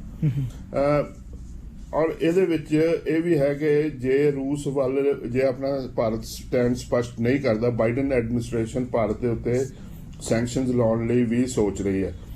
ਜਿਹੜੀ ਇੱਕ ਹਾਲੇ ਪੁਸ਼ਟੀ ਨਹੀਂ ਹੋ ਸਕੀ। ਇੱਕ ਗੱਲ ਦੀ ਤਾਂ ਪੁਸ਼ਟੀ ਹੋਈ ਹੈ ਕਿ ਭਾਰਤ ਦੀਆਂ ਬੈਂਕਾਂ ਨੇ ਰਸ਼ੀਅਨ ਐਂਟੀਟੀਜ਼ ਜਿਹੜੀਆਂ ਸਪਾਂਸਰਡ ਐਂਟੀਟੀਜ਼ ਨੇ ਉਹਨਾਂ ਨਾਲ ਜਿਹੜਾ ਹੈ ਟ੍ਰੇਡ ਬੰਦ ਕਰ ਦਿੱਤਾ। ਇੱਕ ਤਾਂ ਉਹ ਹੋ ਗਿਆ। ਇੱਕ ਹੈਲੀਕਾਪਟਰ ਸੇਲ ਡੀਡ ਸੀਗੀ, ਉਹਦੀ ਪੇਮੈਂਟ ਰੋਕ ਲਈ ਹੈ। ਸੋ ਇਹ ਜਿਹੜੀ ਹੈਲੀਕਾਪਟਰ ਸੇਲ ਡੀਡ ਦੀ ਪੇਮੈਂਟ ਰੋਕਣ ਦੀ ਗੱਲ ਸੀ, ਉਹ ਹਾਲੇ ਪੁਸ਼ਟੀ ਗਵਰਨਮੈਂਟ ਆਫ ਇੰਡੀਆ ਵੱਲੋਂ ਤਾਂ ਨਹੀਂ ਹੋਈ। ਸੋਰਸਿਸ ਦੇ ਆਧਾਰ ਦੇ ਉੱਤੇ ਇਹ ਰਿਪੋਰਟ ਕੁਝ ਮੀਡੀਆ 'ਚ ਨਜ਼ਰ ਆ ਰਹੀ ਹੈ। ਪਰ ਜਿਹੜੀ ਬਾਈਡਨ ਐਡਮਿਨਿਸਟ੍ਰੇਸ਼ਨ ਆ ਉਹ ਇਸ ਨਾਲ ਸੰਤੁਸ਼ਟ ਨਹੀਂ ਹੈਗੀ। ਪਰ ਫਿਰ ਵੀ ਜੇ ਅਸੀਂ ਟਰੈਕ ਰਿਕਾਰਡ ਦੇਖੀਏ, ਚਾਹੇ ਜਿਹੜੀ ਖਾੜੀ ਯੁੱਧ ਹੋਈ ਸੀ ਅਫਗਾਨਿਸਤਾਨ 'ਚ ਵੀ ਹੋਇਆ ਸੀ, ਹੋਰ ਵੀ ਜਗ੍ਹਾ ਦੇ ਉੱਤੇ ਜਿੱਥੇ ਕੌਨਫਲਿਕਟ ਹੋਇਆ, ਭਾਰਤ ਦਾ ਸਟੈਂਡ ਨਿਊਟਰਲ ਹੀ ਰਿਹਾ। ਜਦੋਂ ਵੀ ਕੋਈ ਵਾਰ ਦੇ ਉੱਤੇ ਜਾਂਦਾ, ਭਾਰਤ ਆਪਣੇ ਆਪ ਨੂੰ ਜਿਹੜਾ ਹੈਗਾ ਨਾਨ ਅਲਾਈਨਡ ਮੂਵਮੈਂਟ ਦਾ ਇੱਕ ਜਿਹੜਾ ਫਾਊਂਡਰ ਮੈਂਬਰ ਦਾ ਹਵਾਲਾ ਦੇ ਕੇ ਗੱਲ ਕਰਦੇ ਆ। ਪਰ ਜਿਸ ਤਰ੍ਹਾਂ ਪਿਛਲੇ ਸਮੇਂ ਦੇ ਵਿੱਚ ਨੇੜਤਾਵਾਂ ਬਣਾਈਆਂ, ਜਦੋਂ ਪ੍ਰਧਾਨ ਮੰਤਰੀ ਮੋਦੀ ਨੇ ਅਹਿਮਦਾਬਾਦ ਦੇ ਵਿੱਚ ਟਰੰਪ ਦੀ ਜਿਹੜੀ ਸੀਗੀ ਆਲਮੋਸਟ ਇਲੈਕਸ਼ਨ ਕੈਂਪੇਨ ਇਹ ਕਰ ਦਿੱਤੀ ਸੀ। ਸੋ ਜਿਹੜੀ ਨੇੜਤਾ ਸੋਵੀਅਤ ਯੂਨੀਅਨ ਟੁੱਟਣ ਤੋਂ ਬਾਅਦ ਨੇੜਤਾ ਅਮਰੀਕਾ ਦੇ ਨਾਲ ਬਣੀ, ਔਰ ਅਮਰੀਕਾ ਨੇ ਭਾਰਤ ਦੇ ਨਾਲ ਵੀ ਨੇੜਤਾ ਬਣਾਈ ਤਾਂ ਕਿ ਚੀਨ ਨੂੰ ਰੋਕਿਆ ਜਾ ਸਕੇ। ਉਸ ਤੋਂ ਬਾਅਦ ਹੁਣ ਅਮਰੀਕਾ ਇਹ ਭਾਲਦਾ ਹੈ ਜ਼ਰੂਰ ਕਿ ਭਾਰਤ ਕੋਈ ਸਟੈਂਡ ਰਸ਼ੀਆ ਦੇ ਉੱਤੇ ਲਵੇ। ਪਰ ਜਿਸ ਤਰ੍ਹਾਂ ਨਾਟੋ ਦਾ ਇਨੀਸ਼ੀਅਲ ਰਿਸਪੌਂਸ ਸੀਗਾ ਯੂਕਰੇਨ ਵਾਰ ਦੇ ਵਿੱਚ, ਭਾਰਤ ਕੋਈ ਕੌਨਫੀਡੈਂਟ ਨਹੀਂ ਹੈਗਾ ਇਸ ਵੇਲੇ ਕਿ ਕੱਲ੍ਹ ਨੂੰ ਜੇ ਕੋਈ ਮੇਜਰ ਚਾਈਨੀਜ਼ ਐਗਰੈਸ਼ਨ ਹੁੰਦੀ ਆ ਤਾਂ ਜਿਹੜਾ ਵੈਸਟਰਨ ਵਰਲਡ ਆ ਉਹ ਕਿਸੇ ਤਰੀਕੇ ਦੇ ਨਾਲ ਸਾਡੇ ਨਾਲ ਖੜੂਗਾ। ਵਾਸੂ ਜੀ, ਇੱਕ ਜਿਹੜੀਆਂ ਹੋਰ ਇੱਥੇ ਜਿਹੜੀਆਂ ਵੀਡੀਓਜ਼ ਨੇ ਉਹ ਵਾਇਰਲ ਹੋ ਰਹੀਆਂ ਨੇ, ਉਹ ਹੈਗੇ ਮੀਡੀਆ ਪਰਸਨਸ। ਉਹਨਾਂ ਦਾ ਵੀ ਜਿਹੜਾ ਰੇਸ਼ੀਅਲਿਜ਼ਮ ਜਿਹੜੀ ਹੈਗੀ ਆ, ਰੇਸਿਜ਼ਮ ਜਿਹੜੀ ਆ, ਉਹ ਸਪਸ਼ਟ ਰੂਪ 'ਚ ਆ ਰਹੀ ਆ। ਇੱਕ ਦੇ ਵਿੱਚ ਤਾਂ ਉਹ ਗੱਲ ਕਰ ਰਿਹਾ, ਇੱਕ ਜਰਨਲਿਸਟ ਹੈ, ਉਹ ਕਹਿ ਰਿਹਾ, ਯੂਕਰੇਨ ਦੇ ਬਾਰੇ ਗੱਲ ਕਰ ਰਿਹਾ ਕਿ ਅਫਗਾਨਿਸਤਾਨ, ਈਰਾਨ, ਇਰਾਕ, ਸੀਰੀਆ ਨਹੀਂ ਹੈ, ਇਹ ਸਿਵਲਾਈਜ਼ਡ ਵਰਲਡ ਹੈ। ਤੇ ਦੂਸਰਾ ਇੱਕ ਹੋਰ ਜਰਨਲਿਸਟ ਉਹ ਕਹਿ ਰਿਹਾ ਵੀ ਜਿਹੜੇ ਇੱਥੇ ਸਫਰ ਕਰ ਰਹੇ ਨੇ ਉਹ ਸਾਡੇ ਵਾਂਗੂ ਗੋਰੀ ਚਮੜੀ ਦੀ ਆ ਤੇ ਬਲੂ ਜਾਂ ਗ੍ਰੀਨ ਆਈਜ਼ ਵਾਲੇ ਲੋਕ ਨੇ। ਸੋ ਜਿਹੜਾ ਵੈਸਟਰਨ ਵਰਲਡ ਦਾ ਜਿਹੜਾ ਸਟਾਂਸ ਆ, ਉਹ ਗੋਰੀ ਚਮੜੀ ਵਾਸਤੇ ਔਰ ਕਲਰਡ ਸਕਿਨ ਵਾਸਤੇ ਜਿਹੜੇ ਸਟਾਂਸ ਡਿਫਰੈਂਟ ਨੇ, ਉਹਦੇ ਉੱਪਰ ਉਹਦੇ ਤੇ ਵੀ ਭਾਰਤ ਵਾਸਤੇ ਪ੍ਰੋਬਲਮ ਹੈ। ਅਮਰੀਕਾ ਇਹ ਭੁੱਲ ਰਿਹਾ ਕਿ ਜਦੋਂ ਸੀਰੀਆ ਦੇ ਉੱਤੇ ਹਮਲਾ ਕੀਤਾ ਸੀ ਉਦੋਂ ਰਸ਼ੀਆ ਸੀਰੀਆ ਦੇ ਵੱਲ ਸੀ, ਭਾਰਤ ਨੇ ਉਦੋਂ ਵੀ ਕਿਸੇ ਪਾਸੇ ਸਟੈਂਡ ਨਹੀਂ ਸੀ ਲਿਆ। ਸੋ ਯੂਕਰੇਨ ਦੇ ਵਿੱਚ ਅਗਰ ਆਪਣੀ ਉਹ ਪੁਰਾਣੀ ਹੀ ਟ੍ਰੈਡੀਸ਼ਨ ਦੇ ਵਿੱਚ ਨਿਊਟਰਲ ਰਹਿ ਰਿਹਾ ਤਾਂ ਭਾਰਤ ਦੇ ਉੱਤੇ ਜੇ ਇਹ ਗੱਲ ਦੇ ਉੱਤੇ ਅਮਰੀਕਾ ਸਟੈਂਡ ਕਰ ਰਿਹਾ ਕਿ ਰੂਸ ਦੇ ਕੋਲੇ ਕੋਈ ਹੱਕ ਨਹੀਂ ਹੈ ਕਿਸੇ ਸੋਵਰਨ ਦੇਸ਼ ਦੇ ਉੱਤੇ ਹਮਲਾ ਕਰਨ ਦਾ, ਤਾਂ ਅਮਰੀਕਾ ਕੋਲੇ ਵੀ ਕੋਈ ਹੱਕ ਨਹੀਂ ਹੈ ਕਿ ਕਿਸੇ ਇੱਕ ਸੋਵਰਨ ਦੇਸ਼ ਦੀ ਜਿਹੜੀ ਹੈਗੀ ਆ ਫੋਰਨ ਪਾਲਿਸੀ ਨੂੰ ਡਿਕਟੇਟ ਕਰਨ ਦਾ। ਪੰਦੇਰ ਸਾਹਿਬ, ਪੰਜਾਬ ਦੇ ਵਿੱਚ ਜਦੋਂ ਚੋਣ ਪ੍ਰਚਾਰ ਚੱਲ ਰਿਹਾ ਸੀ, ਨਵਜੋਤ ਸਿੰਘ ਸਿੱਧੂ ਦੀ ਹਾਫ ਸਿਸਟਰ, ਉਹਨਾਂ ਦੀ ਭੈਣ ਵੱਲੋਂ ਦੋਸ਼ ਲਗਾਏ ਗਏ ਸੀ, ਬੜੇ ਗੰਭੀਰ ਦੋਸ਼। ਉਸ ਮਾਮਲੇ ਦੇ ਵਿੱਚ ਰਾਸ਼ਟਰੀ ਮਹਿਲਾ ਕਮਿਸ਼ਨ ਨੇ ਲੁਧਿਆਣੇ ਦੇ ਡੀਸੀਪੀ ਨੂੰ ਕਿਹਾ ਕਿ ਤੁਰੰਤ ਐਕਸ਼ਨ ਲਿਆ ਜਾਏ, ਕਾਰਵਾਈ ਕੀਤੀ ਜਾਏ। ਆਪਣੇ ਵਾਸੂ ਜੀ, ਮੈਨੂੰ ਨਾ ਸਮਝ ਨਹੀਂ ਆਉਂਦੀ। ਨਵਜੋਤ ਸਿੱਧੂ ਬਹੁਤ ਧਿਆਨ ਲਾਉਂਦੇ ਨੇ, ਪਾਠ ਪੂਜਾ ਵੀ ਕਰਦੇ ਨੇ, ਬਹੁਤ ਧਾਰਮਿਕ ਸਥਾਨਾਂ ਦੇ ਉੱਤੇ ਜਾ ਕੇ ਬੜੇ ਹੀ ਜਿਹੜੇ ਹੈਗੇ ਆ ਇੱਕ ਡਿਵਾਊਟ ਜਾਂ ਜਿਹੜਾ ਸ਼ਰਧਾਲੂ ਦੀ ਤਰ੍ਹਾਂ ਉੱਥੇ ਆਪਣਾ ਕੋਈ ਵੀ ਜਿਹੜਾ ਧਾਰਮਿਕ ਸਥਾਨ ਆ ਉੱਥੇ ਆਪਣੇ ਆਪ ਨੂੰ ਸਰੈਂਡਰ ਕਰ ਦਿੰਦੇ ਨੇ। ਪਰ ਫਿਰ ਵੀ ਉਹਨਾਂ ਦੀਆਂ ਮੁਸ਼ਕਲਾਂ ਜਿਹੜੀਆਂ ਹੈਗੀਆਂ ਕਿਸੇ ਪਾਸੇ ਖਤਮ ਹੋਣ ਨਹੀਂ ਲੱਗਦੀਆਂ। ਆਲਮੋਸਟ 33 ਸਾਲ ਪੁਰਾਣਾ ਪਹਿਲਾਂ ਜਿਹੜਾ ਰੋਡ ਰੇਜ ਕੇਸ ਸੀਗਾ ਉਹ ਹੋਇਆ। ਹੁਣ ਇਹ ਵੀ ਨਵਜੋਤ ਸਿੱਧੂ ਵੀ ਕਹਿ ਰਹੇ ਕਿ ਮੇਰੇ ਮਾਪਿਆਂ ਨੂੰ ਮਰਿਆ ਨੂੰ ਆਲਮੋਸਟ 30-40 ਸਾਲ ਹੋ ਗਏ। ਉਦੋਂ ਬਾਅਦ ਚੋਂ ਹੁਣ ਇਲੈਕਸ਼ਨਾਂ ਦੇ ਵਿੱਚ ਉਹਨਾਂ ਦੀ ਜਿਹੜੀ ਬਿਲਕੁਲ ਹਾਫ ਸਿਸਟਰ ਜਿਹੜੀ ਹੈ ਸੁਮਨ ਤੂਰ, ਉਹਨਾਂ ਨੇ ਆ ਕੇ ਮੀਡੀਆ ਦੇ ਵਿੱਚ ਕਾਫੀ ਸਨਸਨੀਖੇਜ਼ ਇਲਜ਼ਾਮ ਲਗਾਏ ਸੀ। ਤਾਂ ਨਵਜੋਤ ਸਿੱਧੂ ਨੇ ਤਾਂ ਉਸ ਵੇਲੇ ਕੋਈ ਨਹੀਂ ਸੀ ਕੋਈ ਰਿਸਪੌਂਸ ਨਹੀਂ ਸੀ ਕੀਤਾ। ਤੇ ਹੁਣ ਇਹਨਾਂ ਨੇ ਨੈਸ਼ਨਲ ਕਮਿਸ਼ਨ ਫਾਰ ਵਿਮਨ ਉਹਦੇ ਵਿੱਚ ਕੰਪਲੇਂਟ ਕੀਤੀ ਸੀ। ਹੁਣ ਉਹਦੇ ਵਿੱਚ ਬੇਸ਼ੱਕ ਇਹ ਕਹਿ ਰਿਹਾ ਕਿ ਮੇਰੀ ਉਦੋਂ ਆਪਣੀ ਜਿਹੜੀ ਸਪੀਚ ਸੀਗੀ ਜਾਂ ਮੀਡੀਆ ਨੂੰ ਮੁਖਾਤਬ ਹੁੰਦੇ ਸੁਮਨ ਤੂਰ ਜਿਹੜੇ ਸੀ ਉਹ ਆਪਣੇ ਆਪ ਨੂੰ ਨਵਜੋਤ ਸਿੱਧੂ ਦੇ ਫਾਦਰ ਜਿਹੜੇ ਹੈਗੇ ਆ ਉਹਨਾਂ ਦੀ ਹੀ ਬੇਟੀ ਕਹਿ ਰਹੇ ਸੀ, ਪਰ ਹੁਣ ਇਹ 'ਚ ਸੁਮਨ ਤੂਰ ਦਾ ਨਾਂ ਹੀ ਆਇਆ। ਤੋ ਸੁਮਨ ਤੂਰ ਔਰ ਰਾਦਰ ਵਾਈਫ ਹੈ ਆਫ ਡਾਕਟਰ ਹਰਵਿੰਦਰ ਤੂਰ। ਫਿਰ ਉਹਨਾਂ ਦੀ ਗੱਲ ਜਿਹੜੀ ਸਾਹਮਣੇ ਆ ਰਹੀ ਹੈ ਕਿ ਉਹ ਉੱਥੇ ਨਹੀਂ ਉਹਦੇ ਵਿੱਚ ਗੱਲ ਆ ਰਹੀ। ਤੇ ਮਦਰ ਦੀ ਜਿਹੜੀ ਪ੍ਰੋਪਰਟੀ ਰਾਈਟਸ ਸੀਗੇ, right to live with dignity, ਉਹਨਾਂ ਦੀ ਇੱਕ ਪਟੀਸ਼ਨ ਦੇ ਬਾਰੇ ਗੱਲ ਕੀਤੀ ਆ।